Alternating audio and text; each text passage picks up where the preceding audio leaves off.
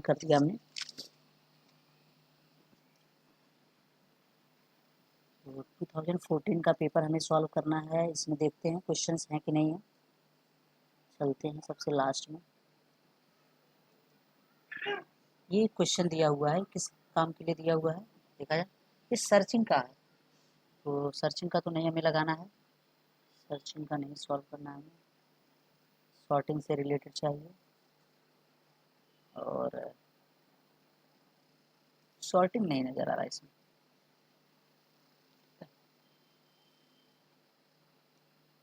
Sorting नहीं।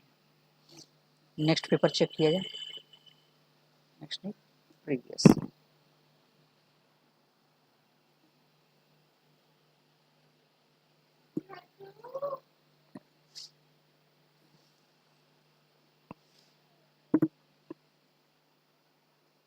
क्या क्या दिया इसमें। अच्छा, इसको अरेंज करना लिखा है। Write a program to store 10 names in an array.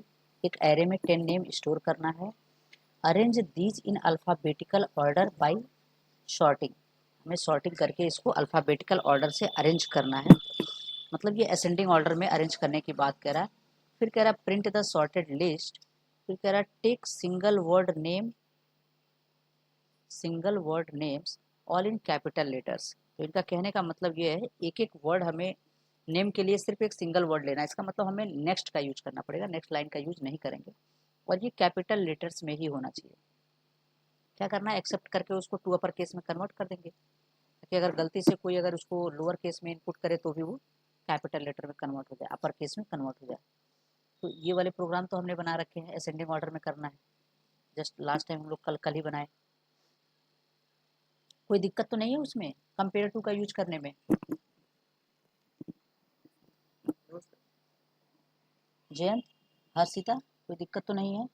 दिक्कत होगी तो हम एक बार फिर से लिख देंगे उसको। उसमें मिस्टेक होती है, थोड़ा सा ध्यान देंगे। एक्चुअली में कंपेयर टू का यूज किया जाता है कि दो स्ट्रिंग जो है वो एक दूसरे के बराबर हैं, उसमें या फिर उसमें से कोई एक बड़ा है एक छोटा है, ये बात पता लगाने के लिए किया जाता है। किसी का डिस्कनेक्ट हुआ था क्या। ठीक है, तो इसको किया जा सकता है, इसमें कोई दिक्कत नहीं है। सब लोग ज़रूर ट्राई करेंगे। और बाकी तो हम लोगों ने किया हुआ है, इस क्वेश्चन को भी किया हुआ था। और ये किसका है, ये लॉजिकल प्रोग्राम है, इसके बारे में अभी नहीं सोचेंगे हम लोग।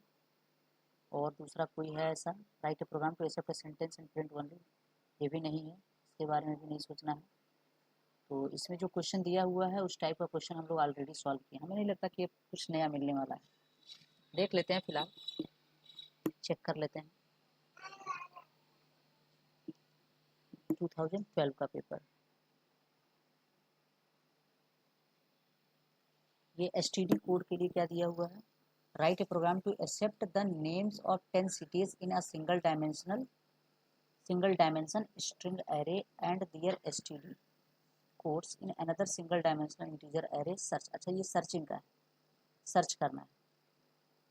तो इसको देना चाहिए manual driven program, method overloading, string handling, और ये क्या है, कंस्ट्रक्टर बेस्ड। कंस्ट्रक्टर और मेथड बेस्ड क्वेश्चन, कोई नहीं, इसमें भी नहीं है।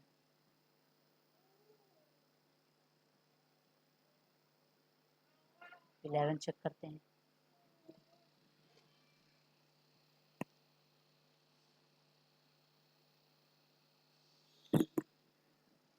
मैनुअल ड्रिवन प्रोग्राम है, उसके बाद से ओवरलोडिंग का है, फिर स्ट्रिंग हैंडलिंग का है, यहाँ लॉजिकल प्रोग्राम है। और ये क्या लिखा है, हाँ, write a program to input and sort the weight of 10 people, sort and display them in descending order using the selection sort technique.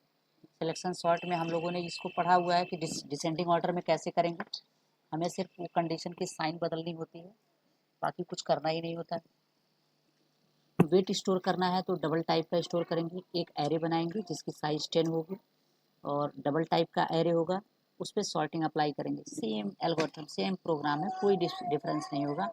सिर्फ और सिर्फ एरे का टाइप जो है उसको डबल कर देना होगा, इंट के जगह पे डबल कर देंगे, वो सही है, उसमें कुछ करना ही नहीं है।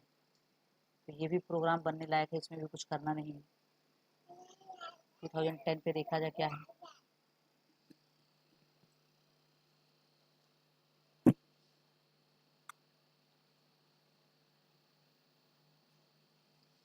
इसमें क्या दिया है, एक तो ये दिया है जिसमें फ्रिक्वेंसी चेक करनी है, हर एक लेटर की फ्रिक्वेंसी है।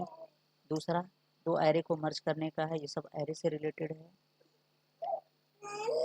और ये लॉजिकल प्रोग्राम है, और ये कंस्ट्रक्टर और मेथड बेस्ड प्रोग्राम है। ये किसका है, ये बाइनरी सर्च का है। बाइनरी सर्च भी हम लोग अप्लाई कर चुके हैं, कोई दिक्कत नहीं है। थोड़ा सा बाइनरी सर्च का प्रोग्राम सब लोग एक बार के लिए रिवाइज जरूर कर लेंगे, क्योंकि भूलता बहुत है। इसमें अपर बाउंड लोअर बाउंड है, और कब हमें मिड मिड प्लस वन करना है, कब हमें मिड माइनस वन करना है, ये सब चीज़ें गड़बड़ करती हैं थोड़ा सा। तो इसकी प्रैक्टिस रखेंगे तो नहीं गड़बड़ करेगा, और कभी भी अगर दिक्कत होती है तो हमसे ज़रूर एक बार पूछ लेंगे। इसमें ऐसा कुछ है नहीं। और एक लास्ट पेपर देखा जाए 2007, इसके बीच के पेपर मिसिंग है। हमने जहाँ से डाउनलोड किया था ये बीच के पेपर हैं नहीं, 8 और 9 के पेपर मिले नहीं। 7 का पेपर हमें कहाँ से मिला था, ये है, हाँ, 10 ईयर्स क्वेश्चन पेपर के नाम से एक वेबसाइट है, यहाँ मिला हुआ था, यहाँ से हमने डाउनलोड किया हुआ था। देखिए जरा क्या क्या दिया, write a program using a method palindrome. अच्छा, ये पैलिंड्रोम चेक करने के लिए है।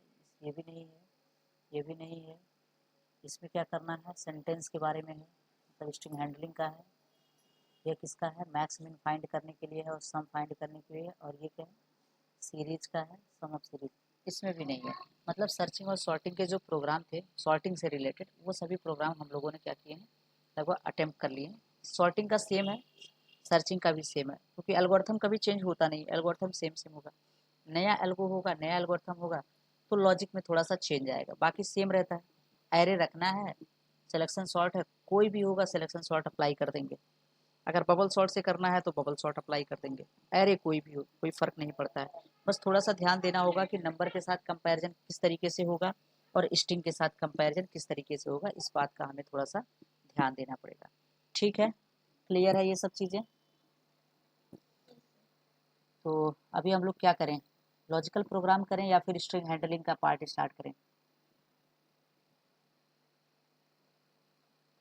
क्योंकि हम हमारे देखने में हमें लगता है कि लॉजिकल प्रोग्राम अगर हम लोग कुछ कर लेते हैं तो ज़्यादा बेटर है, क्योंकि स्ट्रिंग हैंडलिंग में जाएंगे वहाँ पे भी लॉजिक की ज़रूरत पड़ती है। लॉजिक तो लगाना ही पड़ेगा, हर जगह लगाना पड़ेगा।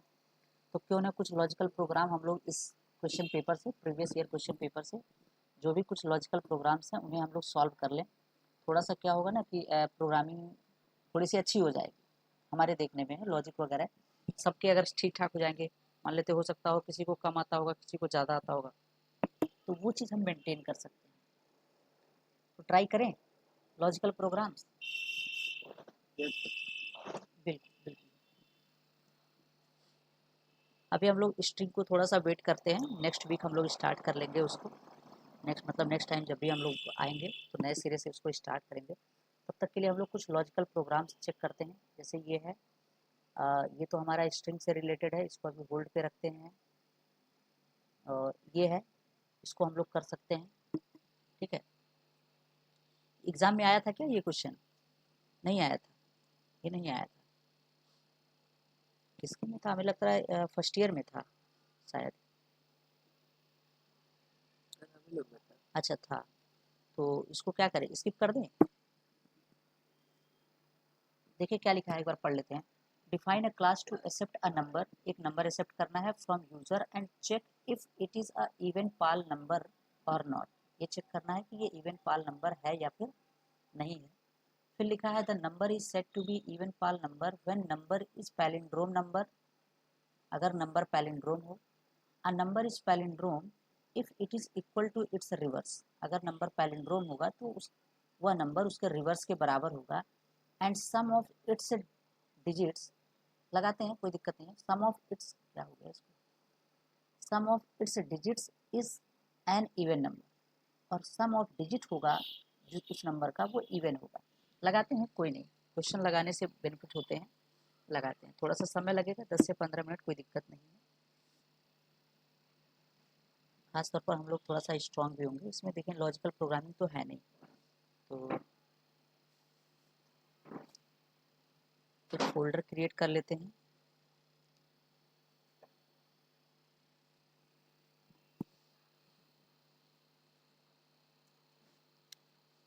लॉजिकल प्रूफ, ठीक है।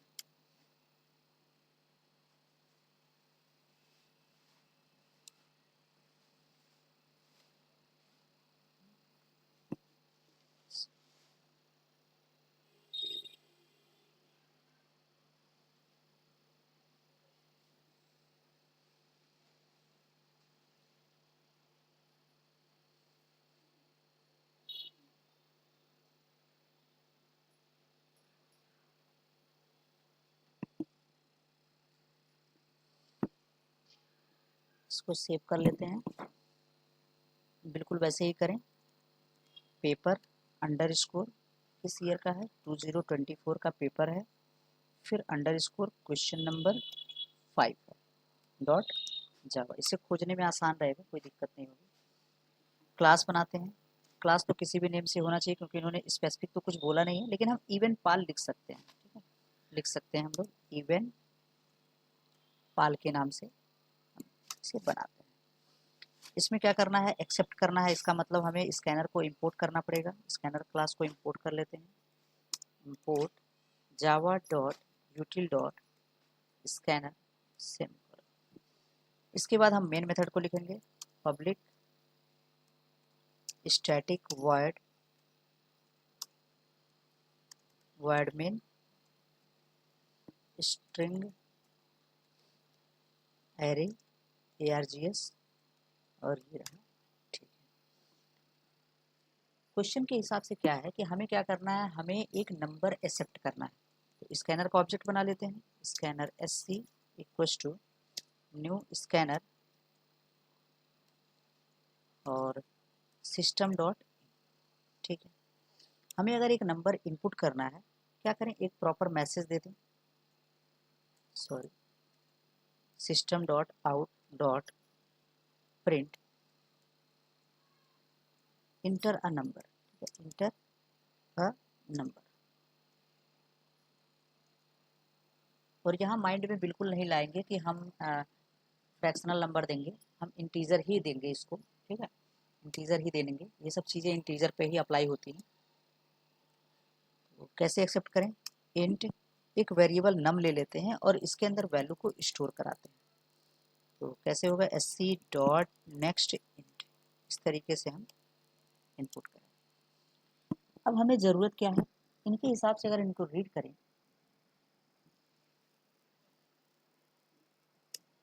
तो इन्होंने कहा कि it is an even pal number और नॉट, ये चेक करना है। The number is set to be even pal number when number is palindrome number. Number palindrome हो, पहली कंडीशन। एंड भी लगाया है, ठीक है, इधर लिखा है and sum of its digits is an even number. मतलब दो कंडीशन फॉलो करनी है, एक तो डिजिट का सम इवन नंबर होना चाहिए और दूसरा वो नंबर पैलिंड्रोम होना चाहिए। अगर ये दोनों कंडीशन सेटिस्फाई करता है, इसका मतलब वो इवन पाल नंबर है, अदरवाइज नहीं। ठीक है, दोनों चीज़ें हम चेक करेंगे, वन बाय वन करके चेक करेंगे। तो हमें पैलिंड्रोम कैसे चेक करना है, पैलिंड्रोम चेक करने के लिए क्या चाहिए, जो नंबर है उस नंबर का रिवर्स चाहिए, उस नंबर का रिवर्स चाहिए, ठीक है। और रिवर्स कैसे मिलेगा, अगर किसी नंबर की बात करें, हम किसी भी नंबर की बात करें, सपोज हमारे पास एक नंबर है n है, n के अंदर और 1 2 3 4 5 इस तरीके से नंबर है, और अगर इसके रिवर्स की बात करें तो रिवर्स इसका क्या होगा, अगर REV के नाम से या रिवर्स लिख लें, REVERS से रिवर्स, रिवर्स क्या होगा, 5 4 3 2 1, ठीक है। ये बन कैसे रहा होगा, ये थोड़ा सा सोचने वाली चीज़ है। मान लेते हैं हम लोग यहीं पे एनालिसिस करेंगे, ठीक है। ये पहला प्रोग्राम है, इस प्रोग्राम की मदद से हम रिवर्स करना भी सीख जाएंगे, डिजिट का सम करना भी सीख जाएंगे, और भी जितने भी ऐसे प्रोग्राम होंगे जो डिजिट्स पे अप्लाई होते हैं, मतलब किसी नंबर पे उनके डिजिट्स पे अप्लाई होते होंगे, डिजिट के साथ ऑपरेशन परफॉर्म होते होंगे, उनको भी हम लोग सीख जाएंगे। ये एक प्रोग्राम से हमने इसीलिए इसको उठाया कि हम इससे बहुत कुछ सीखने वाले हैं। तो हम एक एनालिसिस करते हैं। सपोज हमारे पास क्या है, एक वेरिएबल है, हमने रिवर्स वेरिएबल लिया है, ठीक है। इनिशियली इसकी वैल्यू क्या है, हमारी हमने रखा 0, 0 रख लें। इनिशियली हमने 0 रखा। क्यों 0 रखा, इसके पीछे का कारण है। अभी हम थोड़ा सा वेट करते हैं, नहीं तो इसको 1 मिनट के लिए हटा लेते हैं। हम थोड़ा सा रिवर्स करने का कोशिश करें कि ये जो रिवर्स नंबर है ये कैसे बन रहा होगा। सबसे पहले सबसे लास्ट वाला आया होगा, इसके पास 5 आया होगा, ऐसे हम सोच सकते हैं। उसके बाद क्या हुआ होगा, ये रिवर्स जो है थोड़ा सा चेंज हुआ होगा, 5-4 हुआ होगा। 5-4 कैसे हुआ होगा, ये सोचने वाली चीज़ है कि 5-4 हुआ कैसे होगा। तो ये बिल्कुल ऐसे हुआ होगा कि 5 इंटू मतलब 50 प्लस 4, ये कुछ ऐसे हुआ होगा। और ये कैसे हुआ होगा इसको भी हम थोड़ा सा एक्सप्लोर करें तो लिख सकते हैं 5 मल्टीप्लाइड बाई 10 प्लस 4। हम इसको कुछ इस तरीके से समझ सकते हैं। ये लाइन समझ में आ रही है क्या? हमने इसको कैसे लिखा, हम लोगों ने बचपन में पढ़ा होगा, एक्सपेंडेड फॉर्म पढ़ा होगा। हर्षिता कहीं डाउट तो नहीं हो रहा है? जयन? हाँ बिल्कुल, हमने एकदम बेस से उठाया। अगर इस बात को हम समझ पाएंगे तो ये कभी भूलेगा ही नहीं, कभी नहीं भूलेगा। ठीक है, थोड़ा सा आगे बढ़े। मतलब हमने क्या किया, सबसे पहले हमारे पास 5 था तो हमने उससे आगे 54 बना लिया। अगली बार जो रिवर्स नंबर होगा वो क्या हो सकता है, वो हो सकता है 543 हो सकता है। तो ये कैसे बना होगा, इसको हम ऐसे समझ सकते हैं, ये कुछ ऐसे लिखा है 500 या ऐसे 54 मतलब पुराना वाला नंबर प्लस 540 प्लस 3, ये कुछ ऐसे लिखा हुआ है, ऐसा हम समझ सकते हैं। 540 में अगर 3 को प्लस कर दें तो 543 बन जाएगा। इसको हम कैसे समझ सकते हैं, इसको हम ऐसे समझ सकते हैं कि 54 मल्टीप्लाइड बाई 10 और प्लस 3 बन गया। इसके आगे बढ़ें, अगला क्या होगा, 5432, ये नंबर बनेगा। ये कैसे बना होगा, तो जो प्रीवियस नंबर है हम उसी से एनालाइज करेंगे। ठीक है, प्रीवियस नंबर से एनालाइज करेंगे। तो 543 पुराना नंबर था, इसमें एक 0 लगाए प्लस 2 कर दिए। कैसे बना, इसको हम लिख सकते हैं 543 मल्टीप्लाइड बाई 10 और प्लस 2, इस तरीके से हम लिख सकते हैं। ऐसा लिखने का बेनिफिट हमें मिल रहा है कि ये जो 543 है ये पिछला है, रिवर्स था, उसी को हमने यहाँ पे यूज किया है। ठीक है, ये 54 ये पिछला है, हमने इसको यूज किया है। अभी हम इससे एक एक्सप्रेशन फाइंड कर लेंगे, एक एक्सप्रेशन फाइंड करेंगे और वही एक्सप्रेशन हमारे लिए काम करेगा। तो 54321 अगर होता तो कैसा होता, यह 54320 प्लस 1 कुछ ऐसा होता। और फिर हम इसको थोड़ा सा लिख सकते थे 5432 मल्टीप्लाइड बाई 10 और प्लस 1। ये ऊपर वाले को भी थोड़ा सा अगर हम मॉडिफाई करने की कोशिश करें, ये 5 कैसे आया होगा इसको समझने की कोशिश करें, तो यहाँ पे हम देख पाएंगे कि हम इस बीच वाले स्टेप को थोड़ा सा हम इग्नोर करने की कोशिश कर रहे हैं। अगर हम देखें, ये लिखा है 50 और ये है 4। ठीक है, ये कैसे लिखा हुआ था, ये 5 इंटू 10 करके लिखा हुआ था, ऐसा करके लिखा हुआ था। और ये लास्ट में जो 4 आया है ना, ये 4 ये डिजिट, ये जो आ रहा है ये डिजिट है। मतलब इसको कुछ हम ऐसे लिख सकते हैं कि समथिंग प्लस और ये 5, ये कुछ ऐसे होगा, इसको हम ऐसे समझ सकते हैं। और फाइनल तो 5 आना है, तो 5 कैसे आ रहा होगा, जाहिर सी बात है यहाँ पे 0 होगा तभी 5 आ रहा होगा, 0 प्लस 5 हो रहा होगा तभी आ रहा होगा 5, अदरवाइज 5 तो आता नहीं। ठीक है, कि ये एक डिजिट 5 है, इसमें 0 प्लस किए तो इसका रिजल्ट 5 बना। इसको थोड़ा सा और लिखते हैं मॉडिफाई करके, और इसको हम ऐसे लिख सकते हैं कि जो ये नंबर है 0, इसमें हम मल्टीप्लाई बाई अगर 10 करें और प्लस 5 करें तब भी उतना ही आएगा। इसको थोड़ा सा हम शिफ्ट करें, देखने में अच्छा लगेगा, समझ में भी आएगा। अदरवाइज ये मिक्स हो जाएगा तो गड़बड़ कर देगा। माइंड में अगर कंफ्यूजन एक बार हो गया तो वो कभी निकलेगा नहीं। ये रहा, सॉरी, ये रहा। इसको भी थोड़ा सा हम शिफ्ट करें,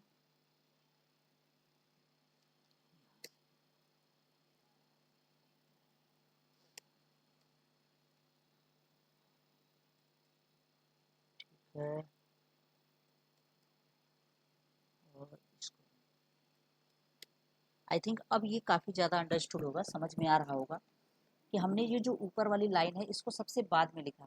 कब लिखा? जब हमने इसके पैटर्न को समझा, उसके बाद लिखा कि ये पैटर्न कुछ ऐसा बन रहा है कि यहाँ जो आ रहा है ये डिजिट है, 5 4 3 2 1, ये डिजिट आ रहा है, ये भी लास्ट से आ रहा है, 5 आ रहा है, फिर 4 आ रहा है, फिर 3 आ रहा है, फिर 2 आ रहा है, फिर 1 आ रहा है। इसको प्लस करना है, किसमें प्लस करना है?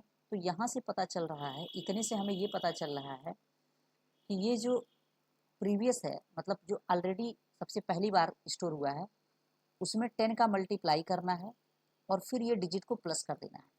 अगर एक स्टेप और इसको सोचें तो ये कुछ ऐसे रहा होगा, ये रहा होगा 0, स्टार्टिंग में रहा होगा 0, तभी यहाँ पे लिखे हैं 0, अदरवाइज 0 नहीं लिखते, तभी यहाँ पे 0 लिखे हैं। देख सकते हैं, मैच करा सकते हैं, यहाँ पे 0 है, यहाँ भी 0 है, ये 5 है, ये 5 है, मतलब प्रीवियस वाला ही है, ये 54 है, ये 54 है, ठीक है, ये 543 है, ये प्रीवियस वाला है। तो हम इसके लिए एक एक्सप्रेशन निकाल सकते हैं इस तरीके से। यहाँ हम समझ सकते हैं कि रिवर्स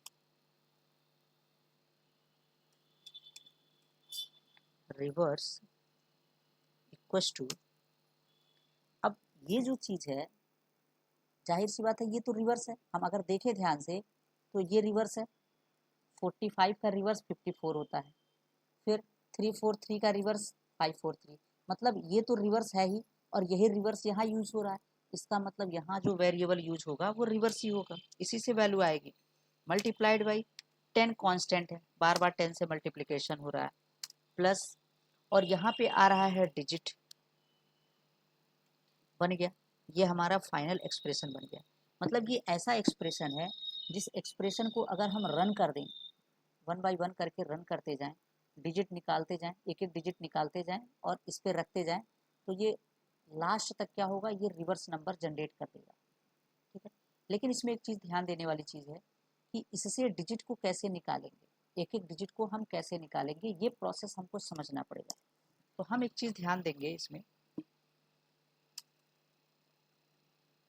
डिजिट का मतलब हो गया कि हमें क्या करना है, सबसे जो लास्ट में है, सबसे लास्ट वाले को निकालना है। तो सबसे लास्ट वाले को निकालने का तरीका ये है कि अगर इस डिजिट में, सॉरी, डिजिट फाइंड करने के लिए अगर ये जो नंबर है इसमें अगर हम मॉडुलस बाई 10 कर दें, मॉडुलस बाई 10 करने से क्या होगा, जो सबसे लास्ट वाली डिजिट होती है वो रिमाइंडर के तौर पे बच जाता है। अगर हम चेक करना चाहें 1 2 3 4 5 मॉडुलस बाई 10, कभी भी अगर 10 से डिवाइड करते हैं तो क्या होता है, एक्चुअल जो डिवीजन होता है वो कुछ ऐसा हो जाता है, ऐसा होता है। इसका मतलब ये जो है ये इंटीजर पार्ट है। इंटीजर पार्ट का मतलब क्या होता है कि जब 10 का टेबल पढ़े होंगे तो 1234 टाइम्स तो गया ही गया होगा। अब ये जो फ्रैक्शन में बचा है इसका मतलब ये है कि ये रिमाइंडर बचा है, तो ये कितना है, ये रिमाइंडर कितना है। तो 0.5 में अगर 10 का मल्टीप्लिकेशन कर दे तो हमें पता चल जाएगा कि रिमाइंडर कितना है, ये पता चल जाता है, ठीक है। तो रिमाइंडर कितना आएगा इसका, 5 आएगा, श्योर है, कंफर्म है, इसमें कोई दिक्कत नहीं है। तो रिमाइंडर जो इसका आ रहा है वो 5 आ रहा है, और या वैसे भी हम जानते हैं कि मॉडुलस जो होता है वो रिमाइंडर फाइंड करता है, तो 5 जो है वो रिमाइंडर है, और ये रिमाइंडर हम देख पा रहे हैं कि लास्ट डिजिट 5 है, ठीक है। पहली बार हम मान लेते हैं 5 को यूज कर लेंगे, लेकिन अगली बार तो मुझे 4 चाहिए, 4 कैसे मिलेगा, 4 तो यहाँ बीच में, इसका मतलब ये हो गया कि नंबर हमारा अब 1 2 3 4 5 नहीं होना चाहिए, अब नंबर होना चाहिए 1 2 3 4। अगर 1 2 3 4 होगा तो लास्ट डिजिट क्या हो जाएगा, 4 हो जाएगा, फिर डिवाइड मॉडुलस बाई 10 कर देंगे, फिर हमें मिल जाएगा। इसका मतलब हमें नंबर को क्या करना पड़ेगा, रिड्यूस करना पड़ेगा, किससे, n डिवीजन बाई 10 से। अगर n डिवीजन बाई 10 करते हैं तो हमें क्या मिलने वाला है, 1 2 3 4 5 डिवीजन बाई 10, तो इसका रिजल्ट मिलेगा 1 2 3 4, कुछ ऐसा ये हमें मिलने वाला है, ठीक है, क्लियर है। इसको हमने इवेलुएट कर दिया है, कोई दिक्कत नहीं होनी चाहिए, ठीक है, यहाँ तक क्लियर है, इसमें किसी को कोई डाउट तो नहीं है वैसे, अच्छा। अब हमें एक चीज़ और ध्यान देना है कि मान लेते हैं हमें तो ऐसा प्रोग्राम लिखना है जो ऑटोमेटिक काम करे। अब बार बार हम ये तीनों लाइन बार बार तो लिख नहीं सकते हैं, क्योंकि बार बार अगर हमको ये तीनों लाइन लिखना है तो फिर प्रोग्राम लिखने का फ़ायदा क्या है? प्रोग्राम लिखने का तो कोई फ़ायदा ही नहीं रहा। प्रोग्राम तो हमारे काम को आसान बनाता है, इसीलिए तो हम प्रोग्राम यूज करते हैं, कैलकुलेटर यूज करते हैं। अगर कैलकुलेटर हमारा काम बढ़ा दे तो फिर कैलकुलेटर रखने से फ़ायदा क्या है? कोई फ़ायदा नहीं। इसका मतलब ये होना चाहिए कि अगर ये कोड, क्योंकि हम देख सकते हैं कि सेम पैटर्न फॉलो हो रहा है, सेम पैटर्न, ये रिवर्स है, ये 10 का मल्टीप्लिकेशन हो रहा है और ये डिजिट आ रहा है, मतलब ये तीनों लाइन बार बार एग्जीक्यूट करना चाहिए। तो इसको लूप के अंदर रखना है, और लूप जो होता है उसको कंट्रोल करने के लिए कंडीशन की ज़रूरत होती है, बिना कंडीशन के तो कंट्रोल कर नहीं सकते। यानी हमें इस बात का ध्यान रखना होगा कि ये कितनी बार चलेगा। तो अगर ये प्रोसेस बार बार फॉलो होता हो, बार बार फॉलो होता हो, तो क्या होगा? ये जो n की वैल्यू है, पहले 1 2 3 4 5 था, उसके बाद घट करके 1 2 3 4 हो गया। अगली बार क्या होगा? ये घटेगा, एक बार और घटेगा। अगर हम इस चीज़ को देखें, थोड़ा सा एनालिसिस करें कि सबसे पहली बार ये नंबर क्या था? 1 2 3 4 5 था। अगली बार ये नंबर रिड्यूस होगा, रिड्यूस होगा। कैसे रिड्यूस होगा? इस पे हम अप्लाई क्या करने वाले हैं? रिड्यूस करने के लिए हम अप्लाई कर रहे हैं n equals to n division by 10। तो जब हम इसको अप्लाई कर रहे हैं तो n की वैल्यू रिड्यूस होकर के 1 2 3 4 हो जा रही है। फिर अप्लाई करेंगे तो n इक्वल्स टू 1 2 3 हो जाएगा। फिर अप्लाई होगा तो n इक्वल्स टू 1 2 हो जाएगा। अगेन अप्लाई होगा तो n इक्वल्स टू 1 हो जाएगा, और एक बार और जब अप्लाई होगा तो n इक्वल्स टू 0 हो जाएगा। इसके बाद तो कुछ बचा ही नहीं। मान लेते हैं ये 1 तक क्या है? 1 होने का मतलब है कि एक डिजिट अभी बचा है, मतलब ये लास्ट में एक डिजिट प्लस प्लस करना पड़ेगा। लेकिन इसके बाद जब इस स्टेज पे पहुंचेंगे, मतलब कुछ भी नहीं है, हमने सभी डिजिट को अप्लाई कर लिया, सभी डिजिट को यूज कर लिया है। यानी हमें इस सिचुएशन में लूप को टर्मिनेट करना होगा। ठीक है, लूप को टर्मिनेट करना होगा। Condition for terminating loop clear है? लिख लेते हैं यहाँ पे वन बाय वन करके प्रोग्राम। तो हमें क्या चाहिए? हमें रिवर्स चाहिए और सम चाहिए, दोनों चाहिए, रिवर्स और सम दोनों चाहिए। तो ठीक है, दोनों वेरिएबल बनाते हैं, लेकिन उससे पहले हम एक काम करेंगे, जरा इसको ध्यान से पढ़ें। हमें क्या चाहिए? पैलिंड्रोम चाहिए। तो पैलिंड्रोम कैसे पता चलेगा? नंबर, जो नंबर है वह और उसका रिवर्स दोनों बराबर होंगे। इसका मतलब जो ये नंबर हमने यहाँ पे रखा है, हमें इस नंबर की ज़रूरत पड़ेगी, पैलिंड्रोम चेक करने के लिए हमें इस नंबर की ज़रूरत पड़ेगी। ठीक है, बिल्कुल। और यहाँ पे हम देख पा रहे हैं कि जो एक वेरिएबल ये n है, इसके अंदर पहले 1 2 3 4 5 था, लेकिन धीरे धीरे इसकी वैल्यू 0 हो गई। इसका मतलब अगर हम डायरेक्ट इस नम को यूज कर लेंगे तो इसकी वैल्यू रिड्यूस होकर के 0 हो जाएगी, और लास्ट में हमें आउटपुट में गलत इंफॉर्मेशन मिलेगी, गलत इंफॉर्मेशन मिलेगी। अगर नंबर पैलिंड्रोम होगा फिर भी हमें ऐसा मैसेज मिलेगा कि पैलिंड्रोम नहीं है। तो हम क्या करेंगे? जो ओरिजिनल नंबर है, इस ओरिजिनल नंबर को सेफ रखेंगे, एज इट इज रखेंगे, और इसकी एक डुप्लीकेट कॉपी बनाएंगे। ओरिजिनल नंबर ये है, हम इसकी एक कॉपी तैयार करेंगे n इक्वल्स टू नम, इस तरीके से, मतलब नम को इसमें स्टोर कराएंगे। ये हमारा क्या है? डुप्लीकेट है। ठीक है, इस पे हम ऑपरेशन परफॉर्म करेंगे। अब हमें क्या चाहिए? हमें दो चीज़ चाहिए, एक तो रिवर्स चाहिए। तो इंट REV के नाम से वेरिएबल लेते हैं, पूरा रिवर्स नहीं लिखने वाले हैं, और इनिशियल वैल्यू इसकी 0 रखेंगे। ये बात हमने यहाँ से कंफर्म किया, यहाँ से, कि इनिशियली इसकी वैल्यू क्या होनी चाहिए? 0 होनी चाहिए। तो इस बात को हम यहाँ पे लिख सकते हैं, इनिशियल वैल्यू, इनिशियल वैल्यू। ठीक है, ये नहीं सोचेंगे कि इसमें मल्टीप्लिकेशन परफॉर्म होगा तो फिर 1 रखें। ठीक है, इस बात को थोड़ा सा ध्यान रखें, क्योंकि पहली बार में ये वैल्यू 0 होनी चाहिए, यहाँ पे हम देख सकते हैं। और ये 0 तभी होगा जब 10 में 0 का मल्टीप्लिकेशन होगा, अदरवाइज 0 होगा नहीं। इसी वजह से इसको रखा गया है 0। ये पहली बार में ये 0 हो जाएगा, और जो 5 ऐड होगा तो फाइनल हमको सिर्फ 5 मिलेगा। अगली बार ये 5 हो जाएगा तो 5 इंटू 10 50 हो जाएगा, 4 का 4 प्लस करेंगे तो 54 बन जाएगा। ठीक है, इस वजह से किया। तो ये दोनों हो गए। एक और वेरिएबल चाहिए, हमें सम करना है, तो इंट सम ले लेते हैं। इसकी इनिशियल वैल्यू 0 रखते हैं, सम की 0, क्योंकि एडिशन करना है। ठीक है, अच्छा, हम दोनों ऑपरेशन रिवर्स करने का और सम करने का एक साथ करेंगे। क्यों? क्योंकि हमें क्या चाहिए, सम करने के लिए डिजिट चाहिए, क्योंकि इनको डिजिट सम चाहिए, लिखा है ना, सम ऑफ इट्स डिजिट्स, तो डिजिट का सम जरूरी है। तो ये चीज हम देखेंगे कि ये जो डिजिट है ये तो हमें मिल ही रहा है, यहाँ पे डिजिट मिल रहा है, तो जैसे यहाँ पे रिवर्स पे अप्लाई कर रहे हैं, रिवर्स में यूज कर रहे हैं, वैसे हम एक लाइन और लिखेंगे सम के लिए, तो हम ऐसे लिख सकते हैं sum equal to sum plus digit, तो दोनों काम पैरेलल हो जाएगा, एक साथ हो जाएगा, दो बार हमें लूप नहीं चलाना पड़ेगा। अब कंडीशन की बात है कि लूप कितनी बार चलेगा, तो जब तक n की वैल्यू 0 के बराबर नहीं हो जाती या जब तक 0 से बड़ी होगी। तो दो कंडीशंस हम यहाँ पे अप्लाई कर सकते हैं। हम यहाँ पे यूज करेंगे व्हाइल लूप, फॉर लूप भी कर सकते हैं और व्हाइल लूप भी कर सकते हैं, दोनों कर सकते हैं, नो डाउट हम दोनों बता सकते हैं। पहले तो व्हाइल से बनाते हैं। यहाँ कंडीशन मेंशन करना होगा कि n की वैल्यू क्या हो, 0 के बराबर ना, क्योंकि अगर n की वैल्यू 0 हो जाए तो लूप से बाहर आ जाए, मतलब लूप की कंडीशन फॉल्स हो जाए, तो n नॉट इक्वल टू 0, जब तक n की वैल्यू 0 के बराबर नहीं है तब तक ये कंडीशन ट्रू रहेगी। इसका मीनिंग यही है, ठीक है, n नॉट इक्वल टू 0, बार बार n को चेक करेगा, n not equal to 0, yes, फिर आगे बढ़ जाएगा, ठीक है। और एक कंडीशन और लिख सकते हैं कि n इज ग्रेटर देन 0, क्योंकि n की वैल्यू तो कभी नेगेटिव होगी नहीं, जिस तरीके से ये हो रहा है, डिवीजन परफॉर्म हो रहा है, वो नेगेटिव होना नहीं है, नेगेटिव नंबर होगा तभी उसका रिजल्ट नेगेटिव हो सकता है, मतलब डिवीजन करने के बाद भी नेगेटिव आएगा, लेकिन अगर पॉजिटिव है तो कितना भी डिवीजन कर लेंगे लेकिन वो नेगेटिव नहीं होगा, ठीक है। तो देखते हैं सबसे पहले क्या करना है, हमें डिजिट फाइंड करना है, तो इंट डिजिट इक्वल्स टू क्या लिखें, जो n है इसमें मॉडुलस बाय 10 करें जिससे कि हमें डिजिट मिल सके। उसके बाद हमें क्या करना है, रिवर्स करना है, तो रिवर्स के लिए हमने REV के नाम से वेरिएबल लिया है, थोड़ा सा नेम छोटा कर रखा है, REV मल्टीप्लाइड बाय 10 और प्लस डिजिट, ये तो रिवर्स करेगा।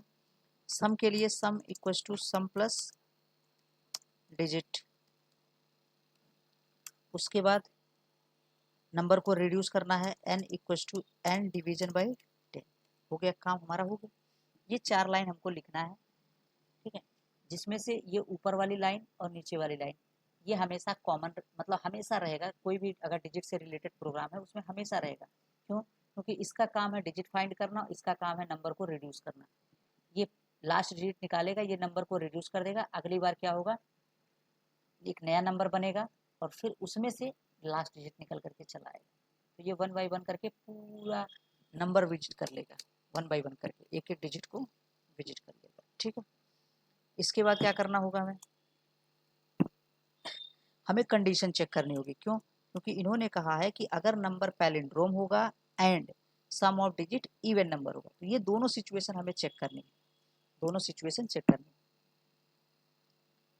तो हम एक वेरिएबल बना लें अपने समझने के लिए, थोड़ा सा वेरिएबल का भी यूज कर लें, तो एक बूलियन वेरिएबल बनाते हैं, ठीक है, घबराएंगे नहीं, बूलियन वेरिएबल बनाते हैं, हम चाहते तो इसको डायरेक्ट भी लिख सकते थे, लेकिन एक बूलियन वेरिएबल बनाते हैं, इज पैलिन DROME, इस पैलिंड्रोम के नाम से, और इसके अंदर हम क्या रखेंगे, वो एक्सप्रेशन, कौन सा एक्सप्रेशन, इसने कहा कि अगर रिवर्स और नंबर दोनों बराबर है, मतलब नम बराबर हो जाता है रिवर्स के, ठीक है, तो ये इज पैलिन, मतलब इसके अंदर ट्रू स्टोर होगा, अदरवाइज फॉल्स स्टोर होगा, ठीक है। एक और बूलियन वेरिएबल बनाते हैं, इज इवन, इज इवन, ठीक है, इज इवन के नाम से, कैसे चेक करेंगे, तो जो क्या लिखा है, सम ऑफ इट्स डिजिट्स, ठीक है, इज इवन, ऐसे लिख लें, इज डिजिट सम इवन, ठीक है, थोड़ा सा नाम ऐसा होना चाहिए जिससे पता चले कि एक्चुअल में वो किस लिए बनाया गया है, तो डिजिट सम इवन लिखा है, इसका मतलब सम मॉडुलस बाई 2 अगर करें और ये बराबर हो जाता है 0 के, इसका मतलब ये इवन है, इन्हीं दोनों को ट्रू होना चाहिए, मतलब अगर दोनों ट्रू होगा, इसे एंड लगाए ना कि पैलिंड्रोम भी होना चाहिए और सम ऑफ डिजिट जो है वो इसका इवन होना चाहिए, तो यहाँ पे कंडीशन चेक कर सकते हैं। हमें मैसेज क्या देना था इसको कि ये इवन, मतलब इवन कॉलम है, ठीक है, इवन पाल नंबर है या नहीं है। तो if etch palindrome and, double and लगाएंगे, लॉजिकल एंड यूज करेंगे, ठीक है। इज डिजिट सम, मतलब अगर दोनों ट्रू है, बुलियन वेरिएबल है इसके पास, या तो ट्रू होगा या तो फॉल्स होगा। तो अगर इच पैलिंड्रोम ये भी ट्रू है, इज डिजिट सम ये भी ट्रू है, मतलब दोनों ट्रू है, तो इसके अंदर आएगा। और यहाँ पे एक सिंपल सा मैसेज प्रिंट कर देंगे। क्या लिखेंगे? चेक इफ इट इज, ठीक है। यहाँ पे एक प्रॉपर मैसेज दे देंगे, जो नंबर था num is an even pal number, ठीक है। इस तरीके का मैसेज दे देंगे। Otherwise system dot out dot print l n number is not an even pal number, ठीक है। ये प्रोग्राम हम लोगों ने लिख लिया। प्रोग्राम में कहीं कोई डाउट तो नहीं है? जयंत, हर्षिता, दिव्यांशु? सर को रिवर्स और सम एक बार और रिवर्स और सम वाला, ठीक है, बिल्कुल समझा देते हैं। अच्छा, ये नीचे जो हमने लिखा है ये समझ में आ रहा है क्या? ये जो नीचे लिखा है, कोई नहीं, तो हम लोग प्रोग्राम को रन करते हैं। जैसे ही हम लोग प्रोग्राम को रन करेंगे, ये ऑटोमेटिक समझ में आ जाएगा कि ये काम कैसे कर रहा है, ठीक है। हम इसको रन कराते हैं। तो चलते हैं ड्राई रन पे। सबसे पहले क्या करें, एक नंबर इनपुट कराएंगे। यहाँ पे यहाँ एक नंबर इनपुट कराएंगे। ओरिजिनल नंबर इक्वल्स टू, हमने लिया 1 2 3 4 5, ठीक है। ओरिजिनल नंबर ये हो गया। और हमने क्या किया, डुप्लीकेट नंबर जो है उसको लिया, और जो नम के अंदर है वही हमने एन के अंदर असाइन किया हुआ है। तो इसका मतलब 1 2 3 4 5 ये भी हो जाएगा, दोनों के दोनों सेम होंगे। उसके बाद क्या होगा, रिवर्स के नाम से एक वेरिएबल बनेगा। रिवर्स के नाम से एक वेरिएबल बनेगा। एक काम करते हैं, इसको यहाँ से ज़रा कट करते हैं, ये थोड़ा सा इसको यहाँ कर लेते हैं, और इसको भी यहाँ से हटाते हैं, इसको इधर कर लेते हैं, ठीक है। तो यहाँ क्या लिखेंगे, नम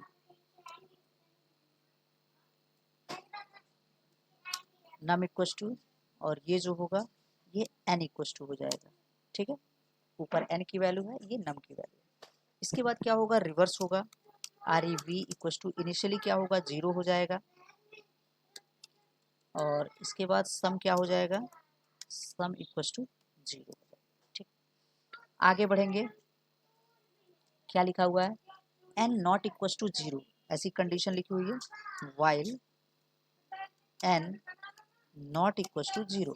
इस तरीके से एन की जो वैल्यू है कितनी है, 1 2 3 4 5, 1 2 3 4 5।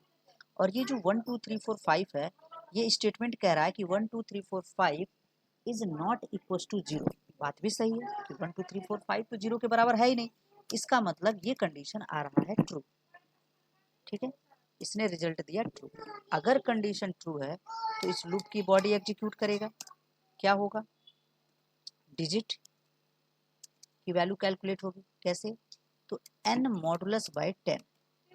अब देखेंगे यहाँ पे n की वैल्यू कितनी है, जो n है उसकी वैल्यू 1 2 3 4 5 है, और इसमें मॉडुलस बाय 10 करेंगे। तो अगर मॉडुलस बाय 10 करेंगे तो हमें सबसे लास्ट डिजिट मिलेगा 5। हर्षिता, इसमें कोई डाउट है कि लास्ट डिजिट मिलेगा? अदरवाइज हम डिवाइड करके दिखा दें, कंफर्म है? ठीक है। इसके बाद r e v equals to r e v multiplied by 10 plus digit, ठीक। आर ई वी की वैल्यू कितनी है, तो देखेंगे ऊपर जा करके आर ई वी की वैल्यू अभी तो 0 है, इनिशियल वैल्यू 0 है। इसका मतलब यहाँ पे पहले 0 आ जाएगा। फिर ये 10 कांस्टेंट है, ऐसे रहेगा, और डिजिट के अंदर कितना आया है, 5 है। अब इसको कैलकुलेट करेंगे तो सबसे पहले मल्टीप्लिकेशन होता है, इनका मल्टीप्लिकेशन होगा 0 हो जाएगा, फिर 0 प्लस 5 होगा तो 5 हो जाएगा। मतलब आर ई वी की वैल्यू जो है वो 5 हो गया। तो ये जो आर ई वी थी ये चेंज हो गई, ये हो गई 5, ठीक। आगे बढ़े, sum equals to sum plus digit. Sum की जो इनिशियल वैल्यू है ऊपर देख सकते हैं अभी 0 है, डिजिट जो है उसकी वैल्यू 5 है, 0 + 5 करेंगे तो 5 हो जाएगा, सम की वैल्यू 5 हो गई, यानी यहाँ पे चेंज होकर के 5 हो गया। ठीक, यहाँ तक सही है। इसके बाद इस लाइन को एग्जीक्यूट किया जाएगा,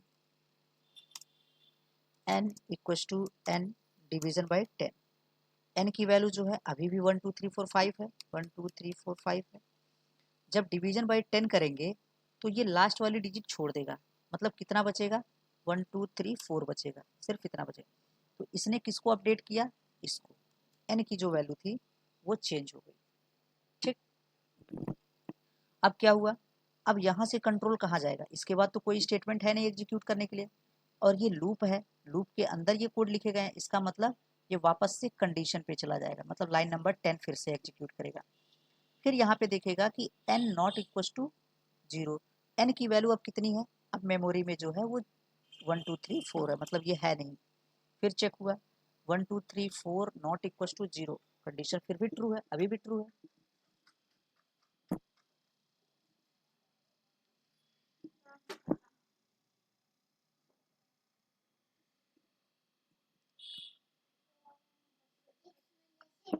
कनेक्शन कट गया या फिर है, कनेक्शन कट गया।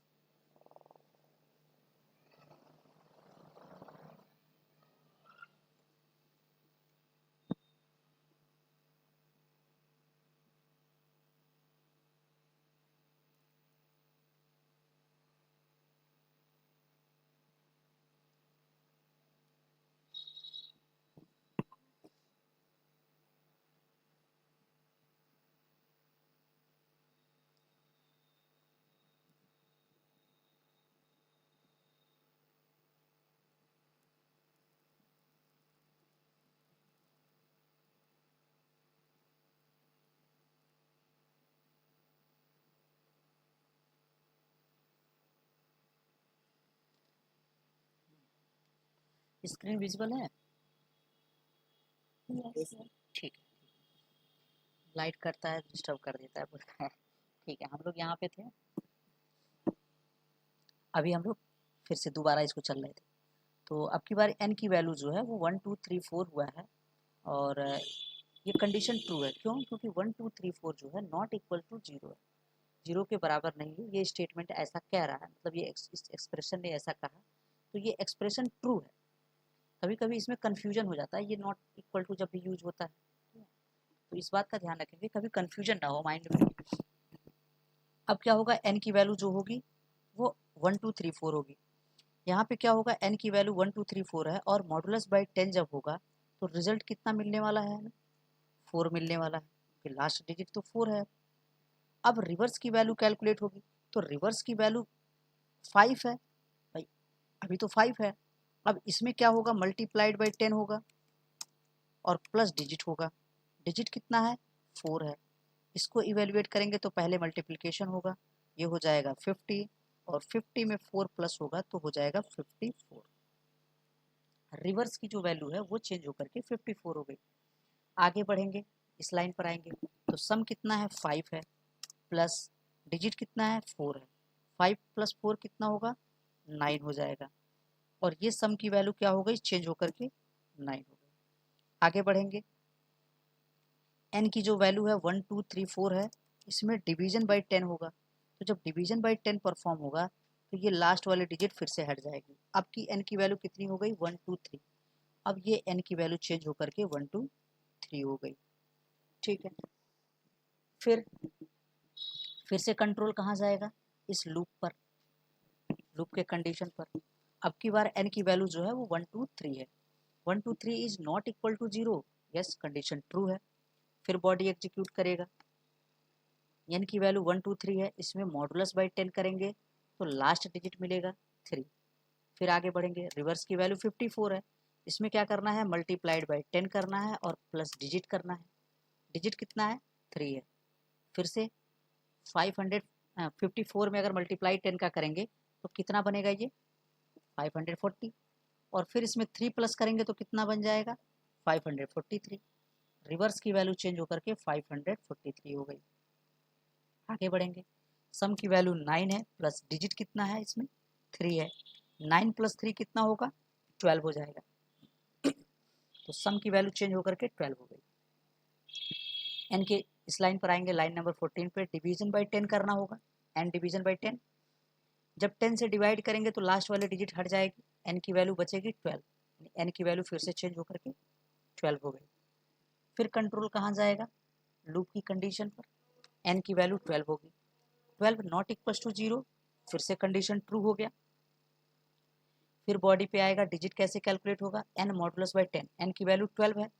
अब 12 में अगर 10 से डिवाइड करेंगे तो लास्ट डिजिट मिलेगा 2 मिलेगा, और रिवर्स की वैल्यू 543 है, इसमें मल्टीप्लाई बाई 10 करना है एक्सप्रेशन के हिसाब से, प्लस डिजिट करना है, तो डिजिट 2 है।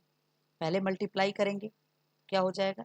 10 का मल्टीप्लिकेशन होगा तो एक जीरो लग जाएगा, और फिर 2 को प्लस करेंगे तो क्या हो जाएगा?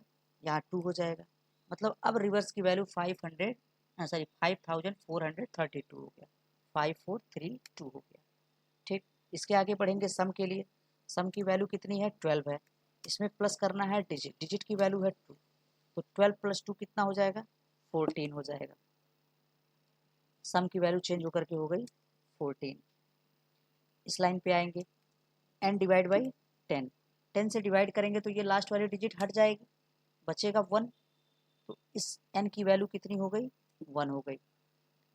कहाँ जाएगा कंट्रोल? वापस से लूप पर जाएगा, 1 नॉट इक्वल टू 0, अभी भी कंडीशन ट्रू है। फिर से अंदर आएगा, 1 मॉडुलस बाई 10, 1 में जब 10 से डिवाइड करेंगे तो 1 जो है वो 10 से छोटा है, तो डिवीजन तो होगा नहीं।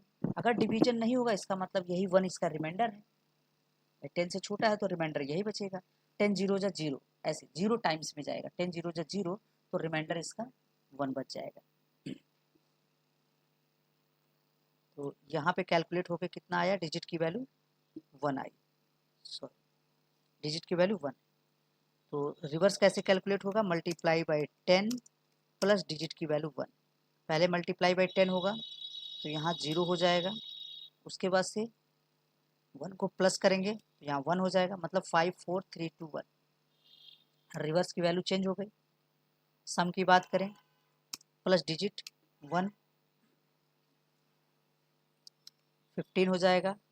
इसमें डिवीजन बाई 10 करेंगे, तो जब इसको 10 से डिवाइड करेंगे तो 0 बार में जाएगा, 10 जीरो जा 0, ठीक है, 0 बार में जाएगा, तो इसकी वैल्यू जो होगी वो कितनी हो जाएगी, 0 हो जाएगी, यानी n की जो वैल्यू है वो 0 होगी। तो ये देखेंगे कि सम की वैल्यू यहाँ पे चेंज हो चुकी थी 15 और n की जो वैल्यू है वो है 0। अब जब यहाँ पहुँचेगा तो n not equal to 0, n की वैल्यू 0 है, इसने कहा n नॉट इक्वल टू 0, ये तो फॉल्स है क्योंकि n तो 0 के बराबर, सॉरी 0 तो 0 के बराबर होता है, यानी ये कंडीशन अब की बार फॉल्स हो गई। अगर फॉल्स हो गया तो इस लूप की बॉडी एग्जीक्यूट नहीं करेगी और कंट्रोल कहाँ चला आएगा, बाहर। बाहर इसको क्या मिलेगा, एक लाइन ये मिलेगी, इस लाइन को एग्जीक्यूट करेंगे, क्या लिखा है, इज पैलिंड्रोम, इज पैलिंड्रोम, इसकी वैल्यू क्या होने वाली है, तो जो नम है इसमें लिखा है नम इक्वल टू रिवर्स, तो नम की जो वैल्यू है वो कितनी है, देख सकते हैं नम की वैल्यू अभी भी 1 2 3 4 5 पड़ी हुई है, 1 2 3 4 5 पड़ी हुई है, ठीक है, 1 2 3 4 5 पड़ी हुई है, और ये इक्वल टू रिवर्स की वैल्यू कितनी है, 5 4 3 2 1 पड़ी हुई है, ठीक है। थोड़ा सा इसको और क्लोज कर, ठीक, ये दोनों बराबर तो है नहीं, अगर बराबर नहीं है तो यहाँ पे क्या आएगा, फॉल्स आ जाएगा। इस पे चलते हैं, is digit some even, is digit some even, इसकी वैल्यू क्या होगी, तो यहाँ पे लिखा हुआ सम मॉडुलस बाई 2, सम की वैल्यू कितनी है, सम की वैल्यू है 15, यहाँ पे हो जाएगा 15 और मॉडुलस बाई 2 करेंगे, 2 से डिवाइड करेंगे इक्वल टू 0। सबसे पहले इसको इवेलुएट करेंगे, कितना होगा, अगर 15 में 2 से डिवाइड करेंगे तो रिमाइंडर 1 बचेगा, 2 से जब भी डिवाइड करेंगे या तो रिमाइंडर 0 बचेगा या तो 1 बचेगा। अब हम देख सकते हैं कि 1 इक्वल टू 0, नो, ये भी फॉल्स है, तो दोनों कंडीशन फॉल्स, इसका मतलब इस पैलिंड्रोम में भी फॉल्स आ गया और इस डिजिट सम इवन में भी आ गया। अब इस कंडीशन पे पहुंचेगा, इस लाइन पर, यहाँ क्या लिखा हुआ है, यहाँ लिखा है इफ इस पैलिंड्रोम, तो इसकी वैल्यू भी फॉल्स है एंड इसकी वैल्यू भी फॉल्स है, दोनों फॉल्स है। वैसे इस सिचुएशन में होता क्या है, ये दोनों इवेल्युएट नहीं होता है, ठीक है, चीज़ ध्यान रखेंगे, हमने तो लिख दिया लेकिन ये दोनों इवेल्युएट नहीं होता है। अगर पहली कंडीशन फॉल्स हो जाती है तो दूसरी कंडीशन नहीं चेक होती है। In case of and operator, अगर यहाँ पर एंड ऑपरेटर है, लॉजिकल एंड है, अगर पहली कंडीशन फॉल्स हो गई तो दूसरी कंडीशन चेक ही नहीं होती। फिलहाल वैल्यू तो आएगी, यहाँ पे कंडीशन नहीं लिखी गई है, अगर हम चाहते तो ये वाली पूरे एक्सप्रेशन उठा करके हम इसके जगह पर रख सकते थे। तो ऐसे सिचुएशन में अगर ये पहला वाला फॉल्स हो जाता तो ये दूसरा वाला कंडीशन यहाँ का चेक ही नहीं होता, अगर कंडीशन रखे होते तो। फिलहाल ये तो वैल्यू है, लिटरल्स हैं, कोई दिक्कत नहीं है, वो तो यूज हो जाएंगे।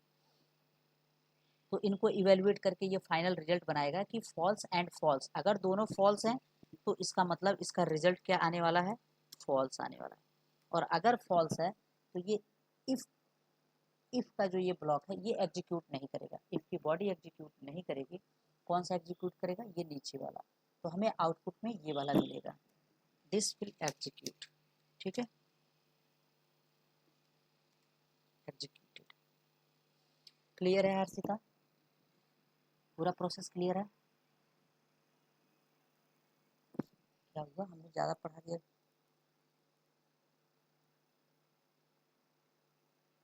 हमारी आवाज़ नहीं आ रही है क्या, आ रही है, आ रही है, आ रही, ठीक ठीक है, ठीक, कोई दिक्कत तो नहीं है, कंफर्म है इसमें, यस, ठीक ठीक, बहुत बढ़िया। देखते हैं एक प्रोग्राम ऐसा और भी देखते हैं, तो इसमें देखिए और कोई है क्या, फिर नेस्टेड लूप का है, अभी इसके चक्कर में नहीं पड़ेंगे हम लोग, और ये नहीं, ठीक है, अगला पेपर टच करते हैं, प्रोग्राम्स नहीं है,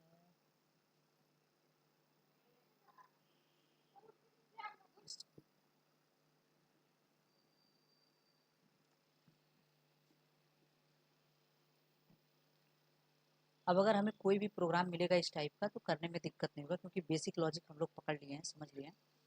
तो कोई भी रहेगा हम डायरेक्ट लिख सकते हैं कि हमें अगर डिजिट फाइंड करना है, डिजिट पे कोई ऑपरेशन करना है, हम कर सकते हैं।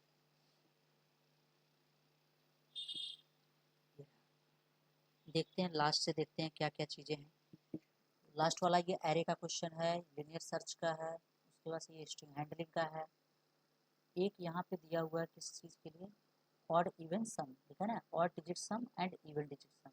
ठीक है, ये तो इसका पार्ट है। देखिए अलग से कुछ दिया है क्या, ऐसा अलग से नहीं दिया है। देखते हैं अलग से जो क्वेश्चन होगा उसको सॉल्व करेंगे। इसको हम लोग सॉल्व करेंगे मेथड ओवरलोडिंग के क्वेश्चन के अंतर्गत, हम लोग इसको सॉल्व कर जाएंगे। ठीक है, ये दोनों क्वेश्चन हम लोग सॉल्व करेंगे। इसको जरा चेक करें।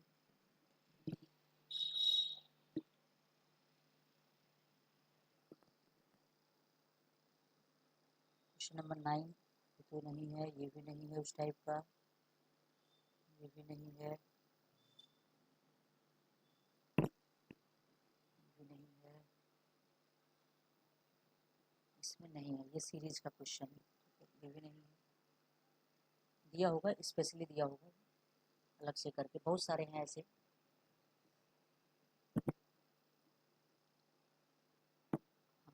ये तो मेथड के अंदर दिया हुआ है, इसने फ्रीक्वेंसी चेक करने के लिए दिया है, और क्या दिया है, सम ऑफ इवन डिजिट। अलग से नहीं दिया है क्या, ये भी मेनू ड्रिवन करके दिया हुआ है। और ये एरे का क्वेश्चन है, दिया नहीं है, इसमें भी नहीं दिया है।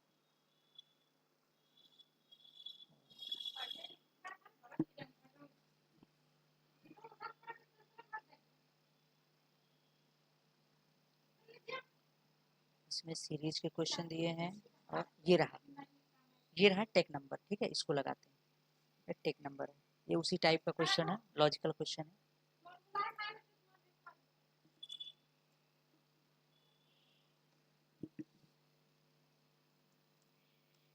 Paper 2019 sorry 19 underscore question number 9, question number 9 dot जावा। क्लास लिखते हैं टेक नंबर के नाम से। फिलहाल इन्होंने कुछ कहा नहीं लग रहा है, और टेक नंबर है जीवन नंबर। ठीक है, इन्होंने क्लास के बारे में ऐसा कुछ कहा नहीं है, तो हम लोग लिख लेते हैं टेक नंबर, और मेन मेथड लिख लेते हैं public static void main string array args। इसमें क्या करना है, a take number has even number of digits.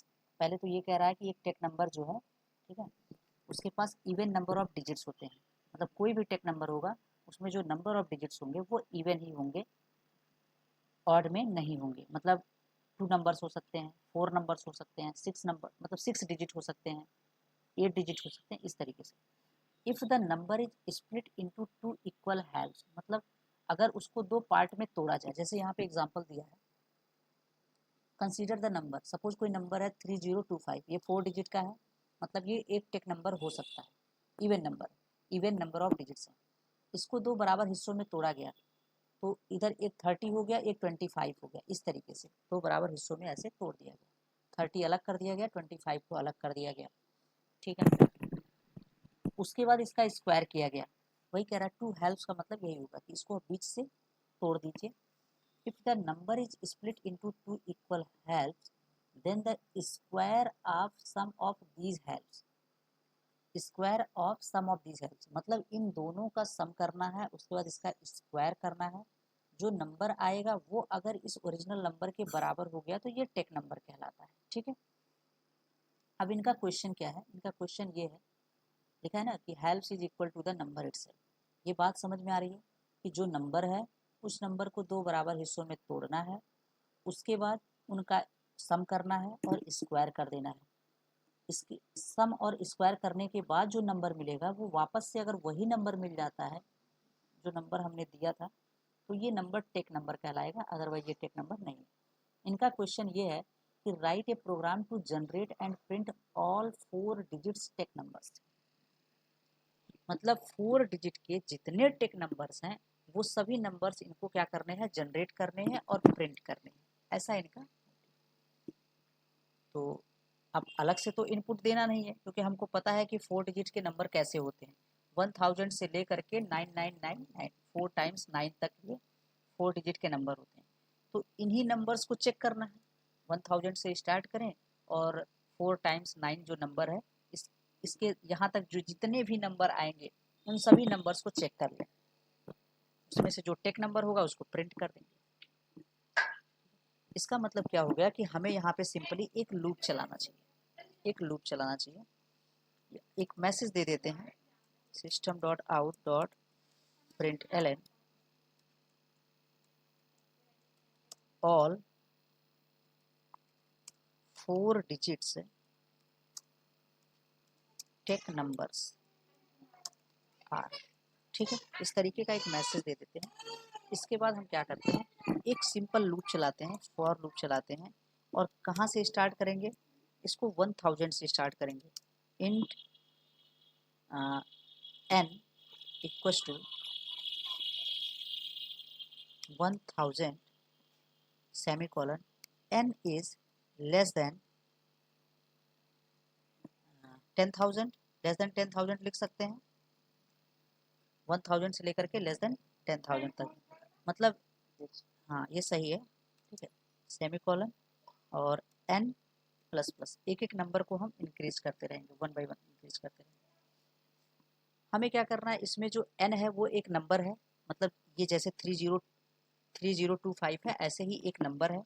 हमें इसको दो भागों में तोड़ना है, 4 डिजिट का नंबर है तो हम यहाँ पे निकाल सकते हैं इंट फर्स्ट पार्ट, ऐसे कर सकते हैं। ठीक है, फर्स्ट क्या होगा, मतलब फर्स्ट पार्ट लिख दें क्या, अंडरस्कोर पार्ट। फर्स्ट पार्ट जो होगा इसका जो नंबर है, ध्यान देंगे कि 30 कैसे मिलेगा। अगर हम इस नंबर में डिवीजन बाय 100 कर दें तो क्या होगा, अगर सपोज नंबर जो है वो 1 2 3 4 डिजिट का नंबर है, इसमें डिवीजन बाय 100 करेंगे तो क्या होगा, जैसे डिवीजन बाय 10 कर रहे थे तो ये लास्ट वाला छोड़ दे रहा था, वैसे 100 से डिवाइड करेंगे तो अगर एक्चुअल डिवीजन देखा जाए तो यहाँ पे डेसिमल लगना चाहिए, यानी इसका इंटीजर पार्ट यही है। तो जब डिवीजन करेंगे तो इंटीजर के साथ जब डिवीजन होता है तो केवल कोसेंट रिटर्न करता है। इसका मतलब ये फ्रैक्शन वाला ये पार्ट छूट जाएगा, केवल इंटीजर बचेगा 12, मतलब ये पहले वाला। अगर ये नंबर 3025 है, सॉरी 3025 है और इसमें डिवीजन बाय 100 करेंगे तो रिजल्ट जो मिलेगा वो हमें मिलेगा 30। ठीक है, तो इस सिचुएशन में हमें 30 मिल रहा है। ठीक है, अच्छा इसके बाद सेकंड पार्ट निकालेंगे, फर्स्ट पार्ट हो गया, सेकंड पार्ट निकालेंगे। इंट सेकंड पार्ट क्या हो जाएगा, सेकंड पार्ट जो नंबर है अगर इसी में मॉडुलस बाय 100 कर दें तब क्या होगा। तो इस सिचुएशन में हमें क्या मिलेगा कि अगर नंबर 3025 है और मॉडुलस बाय 100 करते हैं तो जैसे मॉडुलस बाय 10 कर रहे थे, मतलब ये फ्रैक्शन वाला मिल जाएगा, ये पार्ट मिल जाएगा हमें, 25 मिलेगा। दोनों हमने निकाल लिया। अब इन दोनों का हमें सम करना है, एक वेरिएबल लेते हैं सम के नाम से, first part plus second part निकाल लिए। इसके बाद हमें क्या करना है, इनका स्क्वायर करना है, स्क्वायर कर लेते हैं। एस क्यू इक्वल टू जो सम है उसी का स्क्वायर करना है, तो सम मल्टीप्लाई बाई सम कर लें। इसके बाद क्या करना है, ये जो स्क्वायर आया है मतलब ये नीचे ये जो 3025 वापस से आ गया, मतलब स्क्वायर जो आया है इसी को हमको कंपेयर करना है, इसी को कंपेयर करना है। किससे करना है, इफ अगर अगर ये स्क्वायर जो है ये बराबर हो जाता है ओरिजिनल नंबर n के तो हमें इसको डिस्प्ले करना है system.out.print, केवल प्रिंट का यूज करते हैं और यहाँ पे वो नंबर प्रिंट करेंगे n को, n प्लस और इसके अंदर हम यूज करेंगे स्लैश t को, ताकि वन टैब का नंबर के बाद स्पेस मिलता रहे। ठीक, प्रोग्राम हमारा कंप्लीट है, इसमें और कुछ नहीं करना है, ये अपना काम करेगा 1000 से लेकर के लेस देन 10,000 तक।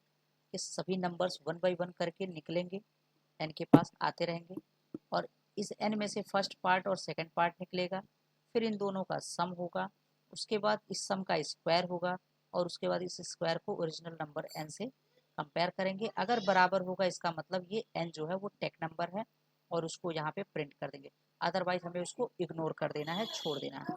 रन करके चेक कर लेते हैं।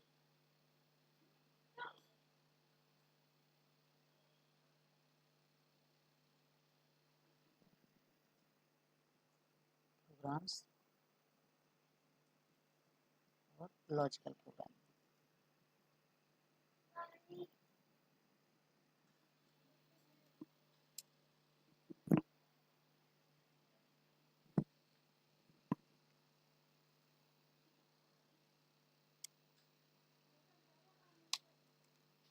जावा सी,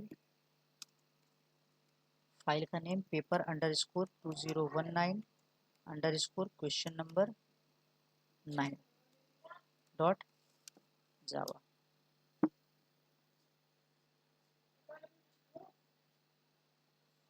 कंपाइल हो गया सक्सेसफुली, रन करेंगे। जावा टेक नंबर, टेक नंबर, तो 4 डिजिट के सिर्फ इतने ही नंबर हैं, एक 2025 है, एक 3025 है, और एक 9801। सिर्फ इतने ही नंबर्स हैं जो कि टेक नंबर्स हैं। ठीक है, क्लियर है, इसमें कहीं कोई डाउट तो नहीं है? आगे बढ़ाएं क्वेश्चन को। ठीक,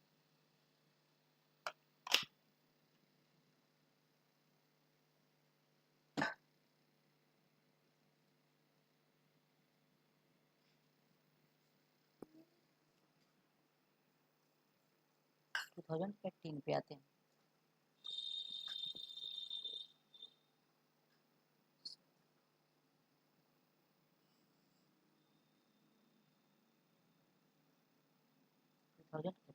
देखते हैं, एक नंबर ये दिया है प्रॉनिक नंबर, इसको लगाते हैं।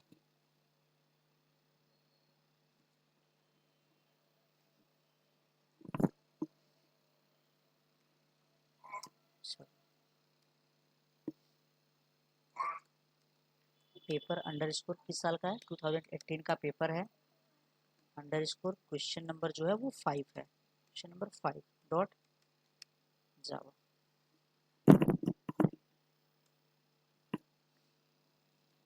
क्लास लिखते हैं, प्रॉनिक लिख लेते हैं, प्रॉनिक नंबर, प्रॉनिक नंबर। इसमें क्या बोला है? Write a program to input a number. हमें एक नंबर इनपुट करना है, इसका मतलब हमें इंपोर्ट करना होगा। स्कैनर को इंपोर्ट कर लेते हैं, import Java dot util dot scanner semicolon. Main method लिख लेते हैं, पब्लिक स्टैटिक void main और स्ट्रिंग एरे args। स्कैनर का ऑब्जेक्ट बनाते हैं, scanner sc equals to new scanner system dot. ठीक,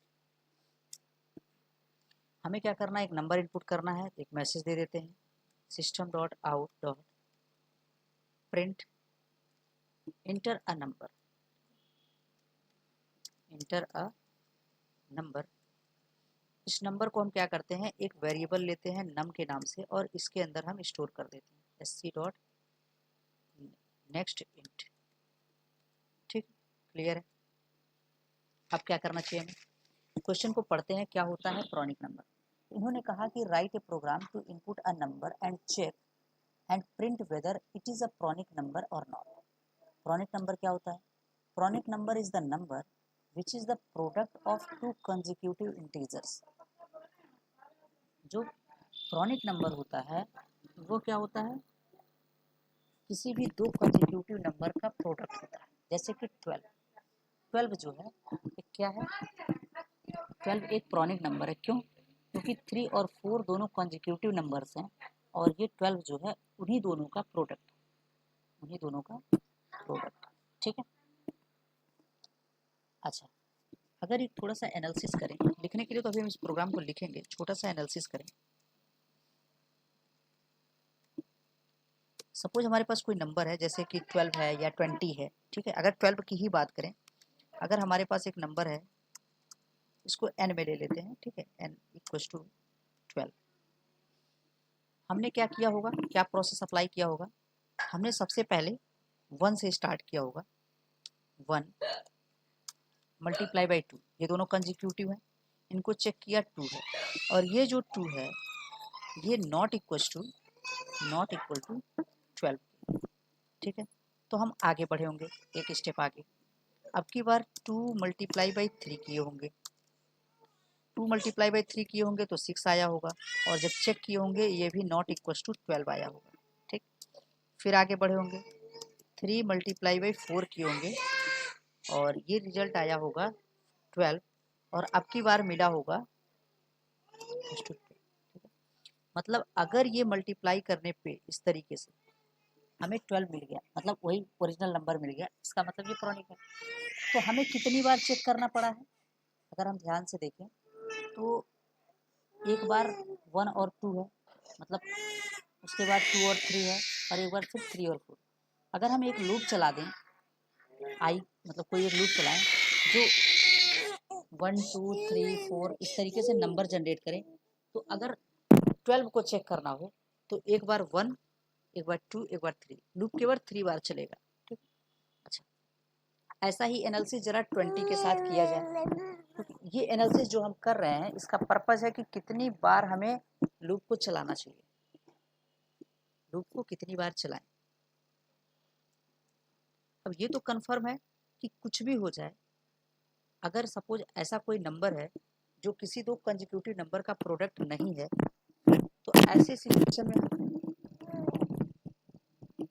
सिचुएशन में हम देख सकते हैं कि ये नंबर कभी भी, ये जो जैसे 1 2 3 हो रहा है, ये कभी भी 12 तक नहीं पहुंचेगा, मतलब आप उस ओरिजिनल नंबर तक कभी नहीं पहुंचेगा। ऐसा नहीं है कि 12 मल्टीप्लाइड बाई 13 हो जाए, ऐसा नहीं होगा सर हाफ वैल्यू। हाँ, ये बहुत ज़्यादा है, तो हम इसको हाफ समझ सकते हैं, हाफ समझ। इसीलिए हमने एनालिसिस करने के लिए सोचा कि अधिक बार लूप चलाने से कोई लाभ नहीं है, देखते हैं कहाँ तक पॉसिबल है। तो अगर हाफ की बात करें, जैसे 12 है, 12 डिवीजन बाई 2 करें तो कितना होगा 6, और ये जो 6 है ये सही है, कोई दिक्कत नहीं है। अब हम देख सकते हैं कि मैक्सिमम कितनी बार तक चला है, 3 तक चला है भाई, 3 तक चला है, अगला वाला 3 + 1 हो जाएगा, यही ना होगा। तो इसी तरह से अगर हम 20 के साथ एनालिसिस करें जरा, अगर ये 20 होता तो 20 डिवीजन बाई 2 कर दें तो कितनी बार हो गया 10 तक, मैक्सिमम 10 तक लूप चला दें। वैसे भी ये 4 पे मिल जाना है, 4 5 से 20, वैसे भी मिल जाना है। 42 जो है, 42 डिवीजन बाई क्या कर लें 2 कर लें, तो ये कितना आएगा, ये 21 आएगा। अभी भी ये बहुत ज़्यादा है क्योंकि ये 6 × 7 पे मिल जा रहा है, ऐसा है 6 × 7 पे मिल जा रहा है, मतलब अगर डिवीजन बाई 2 कर रहे हैं फिर भी ज़्यादा है। अगर डिवीजन बाई 3 कर दें तो क्या होगा, डिवीजन बाई 3 कर दें अगर, तो 12 में डिवाइड बाई 3 करेंगे तो 4 आएगा, इसमें डिवीजन बाई 3 करेंगे तो कितना आएगा 6 आएगा, 6 आ जाएगा, 6 3 से 18, और इसमें अगर 3 से डिवीजन करें तो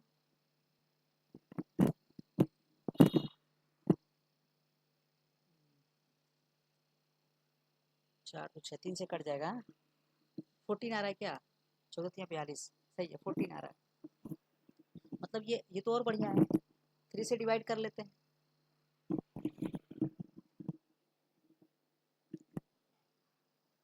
3 से डिवीजन ज़्यादा बढ़िया होगा।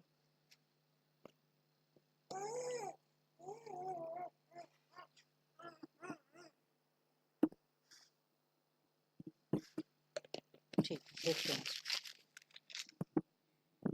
4 से डिवीजन करने में नहीं, सही है, गड़बड़ हो जाएगा, ये ज़्यादा बेटर है, 3 से कर लेते हैं, हमारा नंबर ऑफ लूप घट जाएगा। तो क्या करें, एक लूप चला दें सिंपल सा। अच्छा देखिए, कुछ और करना है क्या, नहीं कुछ नहीं करना है, एक लूप चलाते हैं, int i = 1, 1 से चलाते हैं सेमीकोलन। जो i की वैल्यू है वो कहाँ तक जाए, ठीक है, तो i की वैल्यू लेस देन होनी चाहिए, less than or equal to लगा लें, ऐसे अगर कहीं गड़बड़ हो, वैसे होना नहीं चाहिए क्योंकि लेस देन पे ही ये चल जा रहा है, कोई दिक्कत नहीं है, इक्वल टू ही लगा लेते हैं। Less than or equal to जो नंबर है डिवीजन बाई 3 तक, यहाँ तक हम इसको चलाएंगे, कोई दिक्कत नहीं, और आई की वैल्यू एक एक बढ़ती रहे। चेक क्या करना है हमें, जो नंबर आई है इसको मल्टीप्लाई करना है i प्लस 1 से, i प्लस 1 से, ब्रैकेट जरूर लगाएंगे, अगर ब्रैकेट नहीं लगाएंगे तो इसका मीनिंग चेंज हो जाएगा। अगर ऐसे लिख देंगे तो पहले ये मल्टीप्लिकेशन हो जाएगा और फिर प्लस 1 होगा, हाँ बिल्कुल, तब गड़बड़ हो जाएगा, तो इस बात का जरूर ध्यान रखेंगे, ठीक है। अगर ये मैच कर गया, कहीं भी किसी भी सिचुएशन में ये मैच कर गया तो क्या हो जाएगा, एक मैसेज मिलेगा system dot out dot println, और यहाँ हम मैसेज देंगे कि जो नंबर है, जो नंबर है ये क्या है, is a pronic number, pronic P capital लिख दें, प्रॉनिक नंबर, ठीक है, इस तरीके का मैसेज। लेकिन अगर ऐसा नहीं हुआ, मान लेते हैं ये मैच ही नहीं किया, ये पूरा लूप कंप्लीट हो गया लेकिन मैच नहीं किया, मतलब जब लूप से बाहर आए तब क्या करें, तो हमें इसका मैसेज दे देना चाहिए प्रिंट एलन। अभी यहाँ पे एक गड़बड़ होने वाली है, उस चीज़ को हम लोग समझेंगे और उसको रिजॉल्व भी करेंगे, ठीक है। यहाँ पे हम लिख सकते हैं num is not a pronic number. यहाँ पर एक गड़बड़ ऐसा हो जाएगा कि मान लेते हैं ये लूप है, हमने क्या किया, हमने इस लाइन को लिखा, जब भी ये सिचुएशन मैच करेगी तो ये डिस्प्ले कर देगा, ये वाला मैसेज आएगा। इसके बाद हमको चेक तो करना नहीं है, इसके बाद हमें लूप से बाहर आना पड़ेगा। तो अगर हम लूप से बाहर आएंगे तो ये लास्ट में जो ये मैसेज है ना, ये मैसेज मिल जाएगा इसको, मतलब ये लास्ट वाली जो मैसेज है ये दोनों सिचुएशन में प्रिंट करेगा। अगर ये प्रॉनिक नंबर होगा तब भी प्रिंट करेगा, अगर ये प्रॉनिक नंबर नहीं होगा तब भी प्रिंट करेगा। इस बात को हम लोग चेक करते हैं, फिर इस प्रॉब्लम को हम लोग रिजॉल्व करते हैं। एक बार के लिए हम चेक करते हैं, जावा से पेपर 2018 अंडरस्कोर क्वेश्चन अंडरस्कोर कौन सा है, 5 है, क्वेश्चन नंबर 5 है, डॉट जावा, ठीक है। कंपाइल, अरे कहाँ छोड़ दिया मैंने क्या, अच्छा इसको कंपेयर करना था क्या किसी से, नंबर से कंपेयर करना था, तभी तो गड़बड़ हो गया, नम से कंपेयर करना था, सॉरी ध्यान नहीं दिया।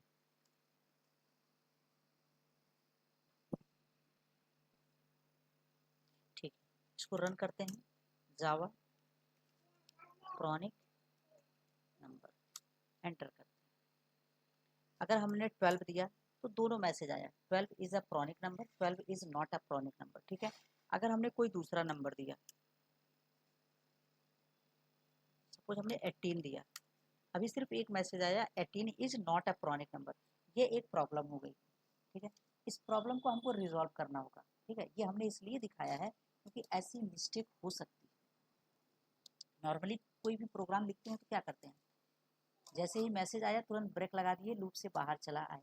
अब हमको इसको भी हैंडल करना है, या तो ये तरीका हो कि अगर प्रॉनिक नंबर मिल जाए तो हम एक फ्लैग वेरिएबल मेंटेन करें।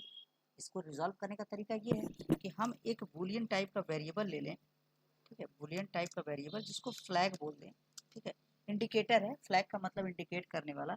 इसको इनिशियली हम रखें 0, ऐसा इनिशियली रखें 0, नहीं सॉरी फॉल्स, इनिशियली क्या रखें फॉल्स, क्योंकि बूलियन है, ठीक है। अब ऐसे सिचुएशन में इसको प्रिंट ना करके हम ऐसा कर सकते हैं कि जो फ्लैग की वैल्यू है अगर मिल जाती है, फ्लैग FLAG, अगर मिल जाता है तो इसको ट्रू कर दें, अगर मिल जाता है तो ट्रू कर दें, और फिर इसको क्या करें यहाँ मेंटेन करें, ऐसे इस तरीके से, इफ फ्लैग की वैल्यू, अगर फ्लैग की वैल्यू ट्रू हो, ठीक है, अगर फ्लैग की वैल्यू ट्रू हो तो ये मैसेज मिले, इस तरीके से ये मैसेज मिले, अदरवाइज ये मैसेज मिले, ठीक है। ये हम मेंटेन कर सकते हैं, ठीक है, ध्यान देंगे इस चीज़ को, ठीक है, ये हम इस तरीके से मेंटेन कर सकते हैं। एक रास्ता हमारे पास ये हो गया कि हम एक एक्स्ट्रा वेरिएबल बनाए। अब इसको चाहे बूलियन टाइप का बना ले या इंटीजर टाइप का, हमको सिर्फ इंडिकेटर चाहिए जो इंडिकेट करे। इंटीजर बनाएंगे तो 0 1 रखेंगे, अगर पहले से 0 रखेंगे, अगर मिल जाएगा तो 1 कर देंगे, ठीक है, कोई दिक्कत नहीं। इसके अलावा भी हमारे पास ऑप्शन है, ठीक है, वो ऑप्शन हम ट्राई करना चाहेंगे, ठीक है। ये कोड समझ में आ रहा है, इसमें कोई दिक्कत तो नहीं है, एक बार के लिए सब लोग कंफर्म करेंगे। अब अगर हम इसको कंपाइल और रन करें तो ये गड़बड़ नहीं करेगा। कंडीशन में इक्वल इक्वल ट्रू आती है। कहाँ पे? इस जगह पे? Yes. नहीं, उसकी ज़रूरत नहीं होगी। क्यों? क्योंकि ये इफ़ जो है इसके अंदर क्या चाहिए, इसके अंदर बूलियन वैल्यू चाहिए, या तो ट्रू होगा या तो फॉल्स होगा, और हमने ऑलरेडी बूलियन वेरिएबल ले रखा है फ्लैग को, तो इसकी वैल्यू या तो ट्रू होगी या तो फॉल्स होगी। तो फिर इसे डबल इक्वल करके इस तरीके से चेक करने की कोई ज़रूरत नहीं, कोई ज़रूरत नहीं है। एक एक्स्ट्रा कंपैरिजन बढ़ेगा। वैसे भी अगर ये कंपेयर करेगा तो फिर से क्या होगा, अगर दोनों बराबर होगा तो ट्रू आएगा। तो बूलियन के साथ ये फ़ायदा है कि हमें कंपैरिजन नहीं करना पड़ता। अगर इंटीजर होता तो कंपेयर करना पड़ता, अगर इंटीजर होता तो हमें कंपैरिजन करना पड़ता, इसलिए हमने बूलियन रखा हुआ है। नहीं मतलब वो कंपेयर कर हाँ ऑटोमेटिक कर लेगा। हाँ, यहाँ पे कंपैरिजन की ज़रूरत ही नहीं है, क्योंकि इफ़ के अंदर यहाँ पे ट्रू चाहिए। जो भी लॉजिकल एक्सप्रेशन या फिर कंडीशनल एक्सप्रेशन होते हैं, कंडीशनल एक्सप्रेशन होता है, उसका मीनिंग क्या होता है कि वो या तो ट्रू रिटर्न करता है या फॉल्स। वही ट्रू फॉल्स के बेसिस पर इसकी बॉडी एग्जीक्यूट करती है। तो वो हमने ऑलरेडी फ्लैग के अंदर दे रखा है, फ्लैग की वैल्यू या तो ट्रू होगी या तो फॉल्स होगी, ठीक है। अच्छा, तो इसको एक बार के लिए हम रन करा रहे थे, रन कराएं, और यहाँ पे देखें अगर 12 देते हैं, अब सिर्फ हमें एक मैसेज मिलेगा ये क्रॉनिक नंबर का। अब ये दोनों मैसेज नहीं मिलेंगे, इस तरीके से दोनों मैसेज नहीं मिलेंगे, ठीक है। ये ठीक है हर्षिता जैन, प्रोग्राम में कहीं कोई इसमें ठीक है। इसका एक सोल्यूशन और बताते हैं, ठीक है, एक सोल्यूशन और देते हैं, इसको याद रखेंगे। एक सोल्यूशन ये देखने के लिए मिल जाएगा कई जगह। एक सोल्यूशन और हमारे पास है जो हम पिछला लिखे हुए थे, इसको थोड़ा सा कंट्रोल जेड करते हैं, वापस से रिवर्ट कर लेते हैं, रिवर्ट कर लेते हैं। जो हमने पहले कोड लिखा था उसी कोड को हम चलाने वाले हैं।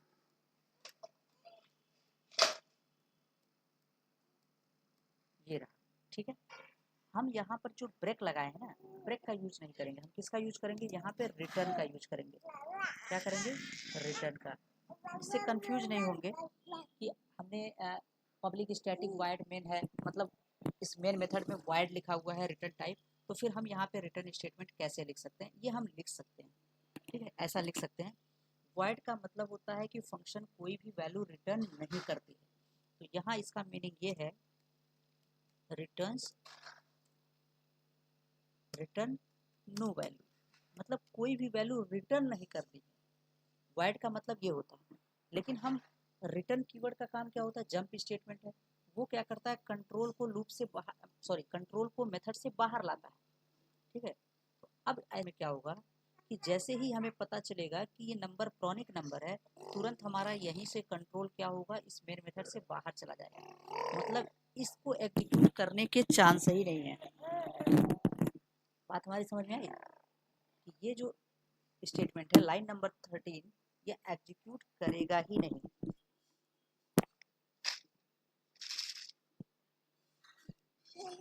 ठीक है, इसका एग्जीक्यूशन नहीं होगा। इसको हम लोग वेरीफाई कर लेते हैं।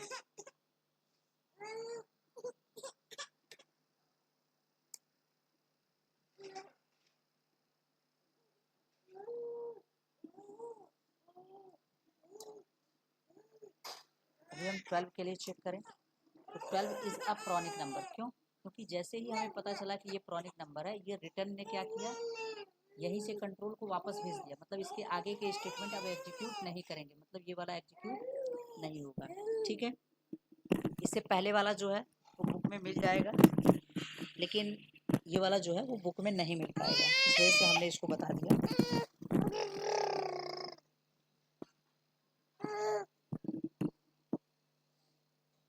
ठीक, क्लियर है ये हर्षिता, इसमें कहीं डाउट्स तो नहीं है? तो ये ऐसे सिचुएशन में यूज किया जाता है, जैसे ये सब ऐसी सिचुएशन है। अब यहाँ पे हमको क्या करना पड़ता है, अगर हम पुराने मेथड से करते तो एक एक्स्ट्रा वेरिएबल लगता, एक एक्स्ट्रा कंपैरिजन लगता कि नहीं लगता। लेकिन हमने क्या किया, एक्स्ट्रा वेरिएबल और एक्स्ट्रा कंपेयर मतलब कंडीशन दोनों के दोनों हटा दिए, उनकी ज़रूरत ही नहीं है, सिर्फ एक रिटर्न से काम कर दिया हमने।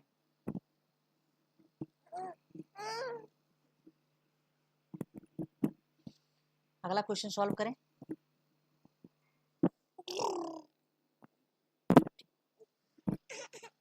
लगाते देखते हैं अगला क्वेश्चन कहाँ मिलता है। 2015 है, इसमें तो नहीं होगा क्योंकि एक टाइप का क्वेश्चन सिर्फ एक ही बार मिलने वाला है, तो 0 बार।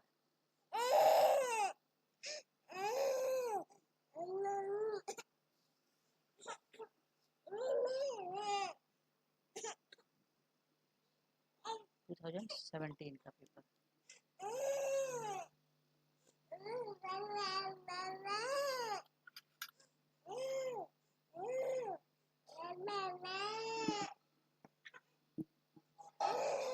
आते हैं हम 1 मिनट।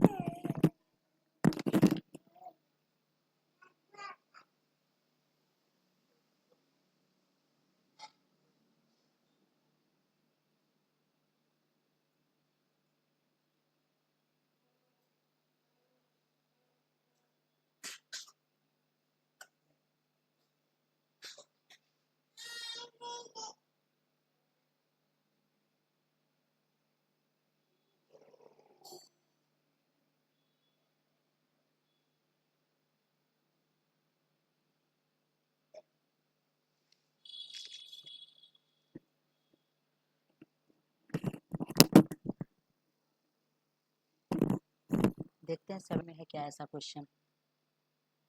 तो इधर तो नहीं है, ये एरे का क्वेश्चन है, ये सीरीज का क्वेश्चन है। एक क्वेश्चन यहाँ दिया, स्पाई नंबर दिया है, इसको लगाते हैं स्पाई नंबर को।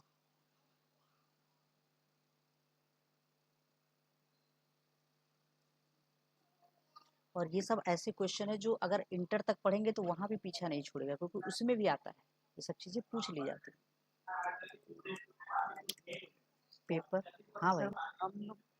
हम लोग कैसे मतलब लॉजिक बिल्ड करेंगे? मान लीजिए ऐसा प्रोग्राम होगा, धीरे धीरे होगा, जैसे हम लोग पहली बार पढ़ रहे हैं, ठीक है, जब इसके बाद दोबारा हम लोग पढ़ेंगे तो ऐसा लगेगा कि ये चीज़ें हम जानते हैं और इसका हम काम कर सकते हैं। इसीलिए हमने चीज़ों को बिल्कुल एकदम डीप में ले जा करके समझाया, कोई दिक्कत ना हो। कभी भी सोचना समझना हो तो इस प्रोग्राम को अगर देखें और ये सारी चीज़ें अगर देखें तो आइडिया लग जाए कि सर ने कैसे फाइंड किया है इन चीज़ों को किसी भी प्रॉब्लम के लिए। ये बेसिक है, बेसिक जिसको कहते हैं ना, बेसिक मैथमेटिक्स बहुत इंपॉर्टेंट होता है, वो यही है। अगर हमारी बेसिक मैथमेटिक्स अच्छी है, सोचने समझने की क्षमता है, तो हम धीरे धीरे प्रॉब्लम को रिजॉल्व कर लेते हैं। और कंप्यूटर की प्रोग्रामिंग में क्या होता है, पहली बार अगर कोई प्रॉब्लम देखेंगे तो लगेगा कि बड़ा भारी है या फिर होगा नहीं होगा, लेकिन अगर इसी चीज़ को दोबारा करेंगे ना तो ये हो जाता है अपने आप, कहने की ज़रूरत नहीं होती है। यही प्रोग्राम है, सब लोग खुद से ट्राई कर सकते हैं। 1 हफ्ते बाद 2 हफ्ते बाद अगर दोबारा इसी को फिर से सॉल्व करेंगे तो इसमें से आधी चीज़ें तो समझ में आने लगेगी कि हमको करना क्या चाहिए, एक्चुअल में करना क्या चाहिए। प्रोग्राम लिख पाए या ना लिख पाए वो अलग की बात है, लेकिन लॉजिक बता देगा कि करना क्या चाहिए हमको, क्या क्या चाहिए। और ये फिर लिखा भी होता है यहाँ पे कि a number is spy if the sum of its digits. कोई भी नंबर है उसके डिजिट का सम जो है equal the product of its digit. और यहाँ पे एग्जांपल भी दिया है, तो इसको देख करके हम आइडिया लगा सकते हैं कि सम ऑफ डिजिट की ज़रूरत है, प्रोडक्ट ऑफ डिजिट की ज़रूरत है। मतलब ये दोनों चीज़ें अगर हम फाइंड कर लेते हैं और इन दोनों को चेक कर लेते हैं कि ये बराबर है, तो कह सकते हैं कि ये स्पाई नंबर है या फिर नहीं। ये क्वेश्चन में लिखा हुआ है, इसको बार बार देखकर। और ये चीज़ किसी को जल्दी याद नहीं रहता कि स्पाई नंबर कहते किसको हैं, भूल जाता है बार बार, हम लोग खुद भूल जाते हैं, नहीं याद है स्पाई नंबर क्या होता है, बल्कि इतनी बार पढ़ाए हुए हैं इसको। इतने तरह के नंबर है ना, वो कंफ्यूज में हो जाते हैं। अब बोर्ड पे पढ़ाते थे उस टाइम पे कुछ याद रहता था, अब लैपटॉप वगैरह पढ़ाते उतना ध्यान नहीं देते क्योंकि सामने क्वेश्चन लिखा रहता है, फिर वो भूल ही जाता है, कोई दिक्कत नहीं, भूल जाता है। मान लेते अगर कॉन्सेंट्रेशन के साथ याद करते कि हाँ हमें नहीं स्पाई नंबर को याद ही रखना है, तो थोड़ा सा ध्यान देते कि स्पाई नंबर क्या होता है, सारे जितने टाइप के नंबर्स हैं उनको एक पन्ने पे नोट करते, फिर उनमें कंपैरिजन करके माइंड में सेट करते कि स्पाई नंबर क्या है, टेक नंबर क्या है, ये सब चीज़ें क्या है। तो ये उसमें लिखा रहता है, उससे याद रखते हैं, क्योंकि हमें ऐसा तो है नहीं कहीं पे हमें कि एक पैटर्न दिया हुआ है उसमें बताना है कि ये स्पाई नंबर है या टेक नंबर है या कैसा नंबर है, निवेद नंबर है, ये तो बताना नहीं है। तो इसमें लिखा होता है, हम इसके बेसिस पे लिख सकते हैं, इसमें कोई दिक्कत नहीं है। लॉजिक अपने आप आ जाता है, ठीक है, उसके लिए घबराने की जरूरत नहीं है। जैसे हम बस ये है कि हमें थोड़ा सा लिखने की ज़रूरत है। अगर हम प्रोग्राम लिखेंगे तो प्रोग्राम लिखने आएगा, लॉजिक धीरे धीरे बिल्ड हो जाता है। अगर हम प्रैक्टिस में हैं तो बिल्ड हो जाएगा, उसमें घबराने की जरूरत नहीं है। बस ये है कि अचानक से नहीं होगा, धीरे धीरे धीरे धीरे होता है। हम 1 वीक में संडे के दिन 2 प्रोग्राम लगा लें, फिर नेक्स्ट संडे मिले फिर 2 प्रोग्राम लगा लें, ऐसे ही मतलब थोड़ा टाइम निकाल करके हमें कुछ क्वेश्चन जरूर सॉल्व करने होंगे, ताकि भूले ना, क्योंकि भूलता बहुत तेज़ है, क्योंकि कोड वही है, लिखना वही है, उसी तरीके से लिखना है, तो वो भूलने के चांसेस ज़्यादा होते हैं। ऑर्डर गड़बड़ होने लगता है, पहले क्या लिखें बाद में क्या लिखें, ये चीज़ गड़बड़ होने लगता है। देखते हैं, क्वेश्चन नंबर 5 है, पेपर 2017 का है, क्वेश्चन नंबर 5 है। ठीक है जैन, धीरे धीरे हो जाएगा, हम लोग दोबारा जब पढ़ेंगे इन सब चीज़ों को रिकैप करेंगे तो हो जाएगा, उसमें कोई दिक्कत नहीं। ठीक है, तो स्पाई नंबर क्लास बना लेते हैं, स्पाई नंबर, ठीक है, मेन मेथड लिखते हैं। इसमें नंबर को एक्सेप्ट कराना है, इसका मतलब हमें क्या करना पड़ेगा, स्कैनर क्लास को इंपोर्ट करना होगा, import Java dot util dot scanner. Main method public static word main string array args, और ये हो गया। ठीक है, अब हमें क्या करना है, स्कैनर का ऑब्जेक्ट बनाना है। अब ये चीज़ धीरे धीरे ऐसे स्टेप बाय स्टेप याद हो जाती है अपने आप, जैसे जैसे हम लिखते रहेंगे तो याद हो। ये है लिखना पड़ेगा,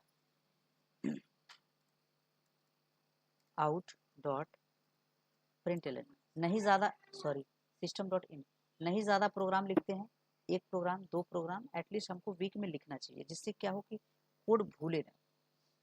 कोड भूलता है, बहुत तेज़ी से भूलता है। हमें एक इंटीजर नंबर रखना होगा, num, और इसको सॉरी मैसेज देना चाहिए, हमें मैसेज दे देते हैं, system dot out dot print inter a number, inter a number. इसको कहाँ स्टोर करें, एक नम नाम से वेरिएबल लें और इसके अंदर स्टोर करें। एक चीज़ का ध्यान रखेंगे कि जो भी वेरिएबल हम यूज कर रहे हैं, जैसे हमने नंबर के लिए सिर्फ नम का यूज किया है, तो हम भी ऐसा अपना खुद का एक पैटर्न बनाएं कि हम अगर नंबर कोई इनपुट कराएंगे तो किस वेरिएबल में रखें। बार बार वही वेरिएबल यूज करने से क्या होता है कि कभी भी प्रोग्राम आएगा तो हमसे वेरिएबल टाइप की कोई मिस्टेक नहीं होगी, कोड लिखने में गलती नहीं होगी। लूप के लिए हम अक्सर आई का यूज कर लेते हैं, आई के बाद फिर जे का यूज कर लेते हैं, तो ये सब चीज़ें थोड़ा सा ध्यान देने वाली चीज़ें हैं। और फ्लैग वेरिएबल बुलियन टाइप का, तो ये चीज़ें हम अगर यूज करेंगे लिखेंगे तो हमारे माइंड में सेट हो जाएंगे कि किस सिचुएशन में हमको क्या करना चाहिए। अपने आप माइंड क्या करता है, उसको एक इंस्ट्रक्शन देता रहता है कि ये काम करना है, अपने आप होता रहता है ऐसा। ठीक है, int n equals to sc dot next int. अब हमें क्या करना है, हमें इस नंबर को क्या करना है, लिखा है सम ऑफ डिजिट चाहिए और प्रोडक्ट ऑफ डिजिट चाहिए। इसका मतलब ये हो गया कि 1 बाई 1 करके हमको इस नंबर से एक एक डिजिट को निकालना पड़ेगा। जैसे इन्होंने एग्जाम्पल में दिया है कि सपोज ऐसा हो कि हमारे पास एक नंबर है 1124, जैसे इन्होंने दिया ये नंबर है। अब हमें क्या करना है, इसके एक एक डिजिट को निकालना है और ऐड करना है। तो इस प्रोसेस में अभी हम लोग पिछला जब प्रोग्राम बनाए थे यहाँ पे लास्ट टाइम, ये रहा, तो इसमें हमने देखा था कि हमने एक एक्स्ट्रा वेरिएबल यहाँ पे लिया हुआ है। क्यों, क्योंकि इसके साथ हो सकता है, अब यहाँ पे तो ऐसी दिक्कत नहीं आएगी, ठीक है, लेकिन फिलहाल हम इस ओरिजिनल नम को हम चाहते हैं कि ये सेफ रहे और जो भी ऑपरेशन करें वो इस पे करें। क्यों, क्योंकि जब ये इस लूप के अंदर चलाएंगे तो हमें 1 बाई 1 डिजिट मिलेगा और ये n की वैल्यू रिड्यूस होकर के 0 हो जाएगी, ये हमें पता है। तो हम इससे पहले ही सतर्क रहेंगे और ऐसा करते हैं, एक वेरिएबल ले लेते हैं n और उसके अंदर क्या करते हैं, नम को असाइन कर देते हैं। तो यहाँ लिख सकते हैं n इक्वल्स टू आल्सो 1124, ये वैल्यू यहाँ पे बन गई। हमें सम भी चाहिए, तो इंट सम इक्वल टू सम की इनिशियल वैल्यू 0 रखेंगे और प्रोडक्ट भी चाहिए तो इंट prod और इसकी इनिशियल वैल्यू रखेंगे 1। इस बात का ध्यान रखेंगे कि कभी भी प्रोडक्ट का काम अगर मल्टीप्लिकेशन होगा तो इनिशियल वैल्यू 1 रखेंगे और एडिशन होगा तो इनिशियल वैल्यू 0 रखेंगे, क्योंकि हमें पहले से पता है कि अगर एडिशन है 0 रखे हैं तो कोई फर्क नहीं पड़ेगा, मल्टीप्लिकेशन है इनिशियल 1 रखे हैं मल्टीप्लाई होगा तो कोई फर्क नहीं पड़ेगा, लेकिन अगर उल्टा कर देंगे तो फर्क पड़ने लगेगा। अब हमें क्या करना चाहिए, हमें एक लूप चलाना चाहिए वाइल। अच्छा, वाइल लूप से हम लिखते हैं या फॉर लूप से? पिछला हम लोग वाइल से लिखे थे, इस बार हम फॉर लूप का यूज कर लेते हैं, कम से कम इसका भी आइडिया लगा रहे। फॉर लूप, इसमें 3 सेक्शन होते हैं इस तरीके से, एक पहला सेक्शन और ये दूसरा सेक्शन और ये तीसरा सेक्शन। पहला सेक्शन जो होता है वो इनिशियलाइजेशन का होता है और डिक्लेरेशन और इनिशियलाइजेशन दोनों होता है, बीच वाला कंडीशन होता है और ये तीसरा वाला जो होता है ये इंक्रीमेंट होता है। तो एक काम करते हैं, हमें क्या चाहिए, कंडीशन। सिर्फ कंडीशन से मतलब है, इनिशियल वैल्यू का कोई मतलब है नहीं यहाँ पे। तो एक काम करते हैं, कंडीशन लगा लेते हैं, या तो फिर हम ऐसा भी कर सकते हैं कि इस चीज़ को यहाँ से हटा करके हम यहाँ यूज कर सकते हैं। हम अगर इसको यहाँ से हटा दें और इसको हम चाहें तो हम यहाँ यूज कर सकते हैं, int n equal to initially इसकी वैल्यू होगी नम, इनिशियली इसकी वैल्यू होगी नम, और ये जो n है कब तक चलेगा, n नॉट इक्वल टू 0 तक ये चलता रहेगा। और n की वैल्यू अपडेट कैसे होगी, तो n equal to n by 10, कुछ ऐसे होगा।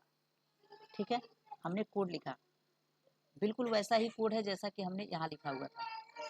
हमें क्या चाहिए था, एक कंडीशन चाहिए थी, एक इनिशियल वैल्यू चाहिए, एक वेरिएबल चाहिए जिसकी इनिशियल वैल्यू हो, नम हो, ठीक है, और फिर उस पर कंडीशन अप्लाई हो रही हो, n नॉट इक्वल टू 0, और फिर उसको क्या किया जा रहा हो, अपडेट किया जा रहा हो। ये तीनों कोड हमने यहाँ पे मेंशन किया। n की वैल्यू नम से इनिशियलाइज होगी, उसके बाद से कंडीशन चेक होगा n नॉट इक्वल टू 0, और फिर n की वैल्यू अपडेट होगी n बाई 10 से। बाकी क्या बचता है, डिजिट फाइंड करना है। डिजिट इक्वल टू क्या होगा, जो n है n मॉडुलस बाई 10 कर सकते हैं। उसके बाद हमें सम चाहिए, तो सम नाम से वेरिएबल है, sum equal to sum plus digit, digit पहला हो गया। प्रोडक्ट चाहिए, prod equal to prod multiply by prod multiplied by digit, digit का प्रोडक्ट। बस इतना सा कोड लिखना है। बाकी अब हमें पता है इसका एग्जीक्यूशन कैसे होगा, पहले ये लाइन एग्जीक्यूट करेगा, फिर इसको एग्जीक्यूट करेगा, फिर इसको करेगा, उसके बाद इसको करेगा, फिर उसके बाद से इसको करेगा। अभी हम इसको ड्राई रन कराते हैं, ठीक है, घबराने की जरूरत नहीं, हम ड्राई रन कराते हैं। हमें क्या करना है, इन दोनों को चेक करना है। अगर सम ऑफ डिजिट्स और प्रोडक्ट ऑफ डिजिट्स अगर दोनों बराबर है, यानी यहाँ पे कंडीशन चेक करना पड़ेगा, if sum equal to double equal prod अगर ये दोनों बराबर हैं तो हम कह सकते हैं कि जो नंबर है आउट डॉट प्रिंट एलन, हमने जो नम को बचा करके रखा हुआ वो इसीलिए रखा ताकि यहाँ पे हम इजिली उस नंबर को भी दिखा सकें कि number is a spy number, spy number, ठीक है। Otherwise system dot out dot println num is not a spy number, spy, ठीक है। एक बार के लिए इसको चेक कर लेते हैं।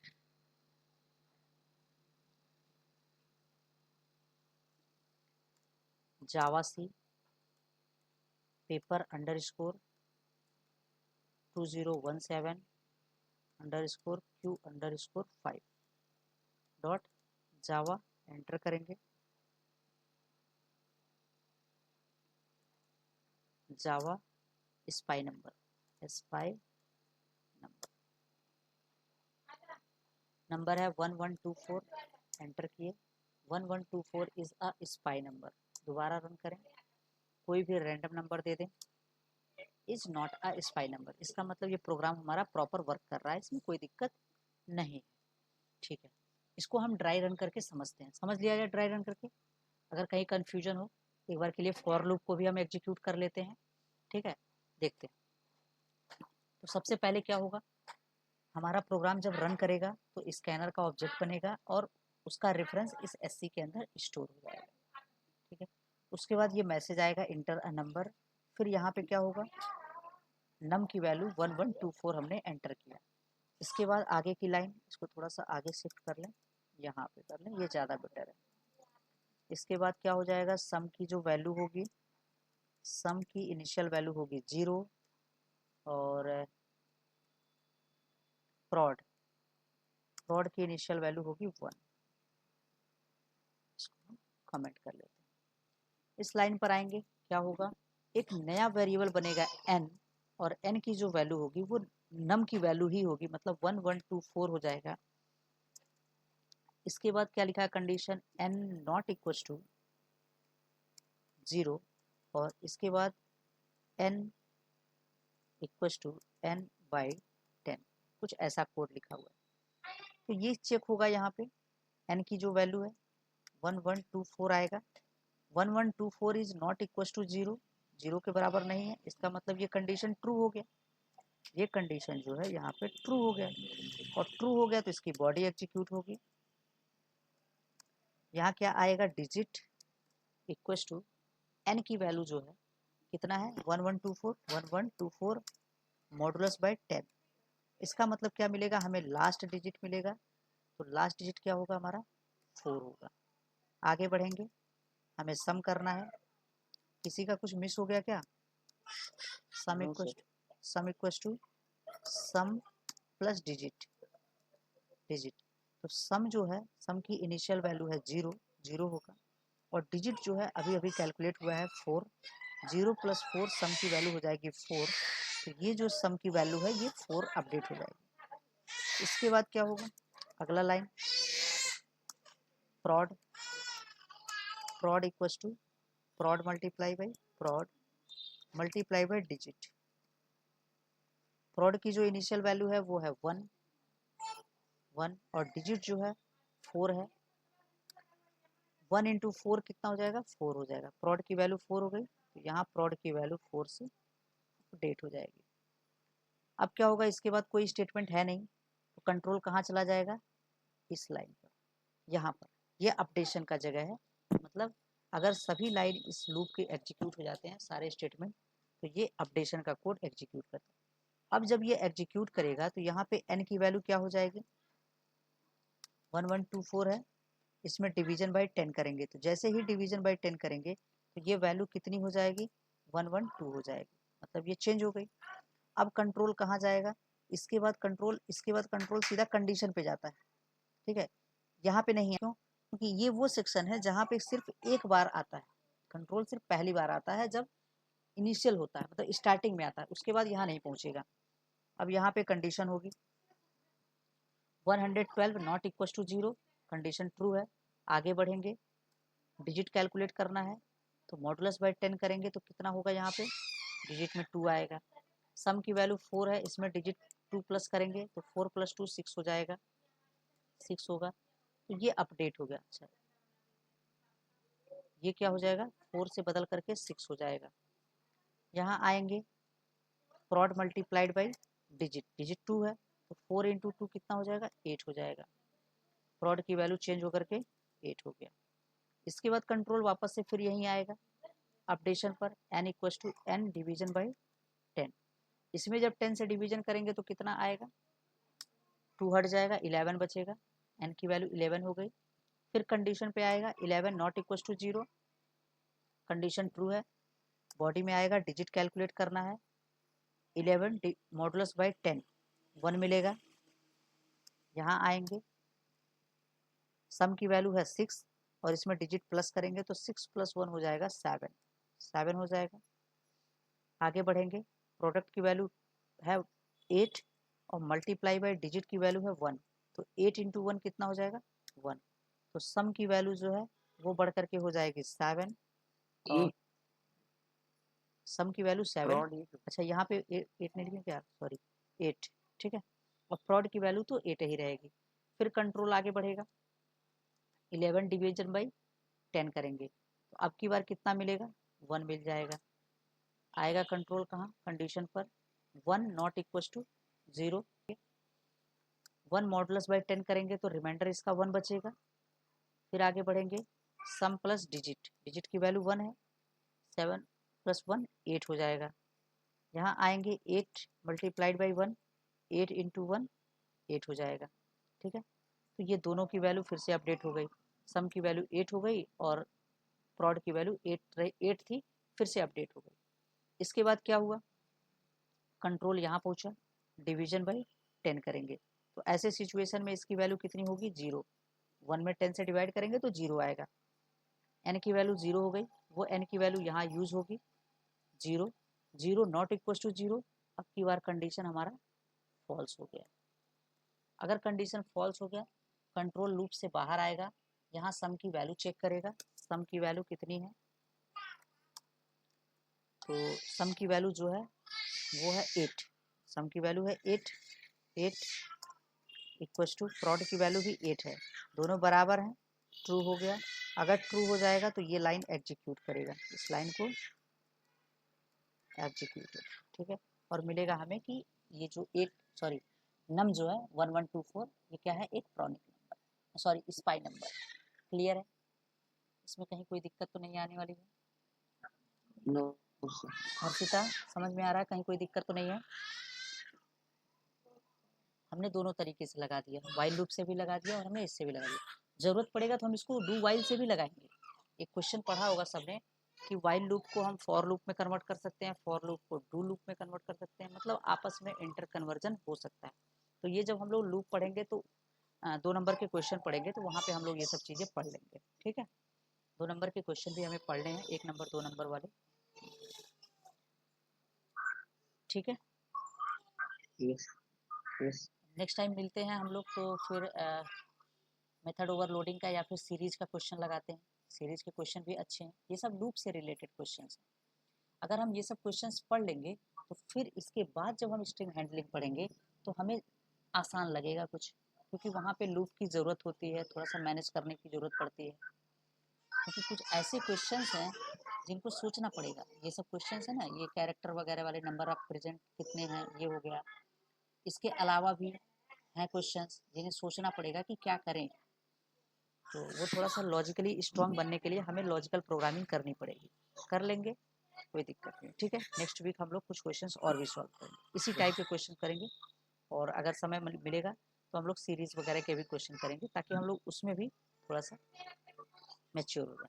ठीक है, मिलते हैं नेक्स्ट वीक फिर से।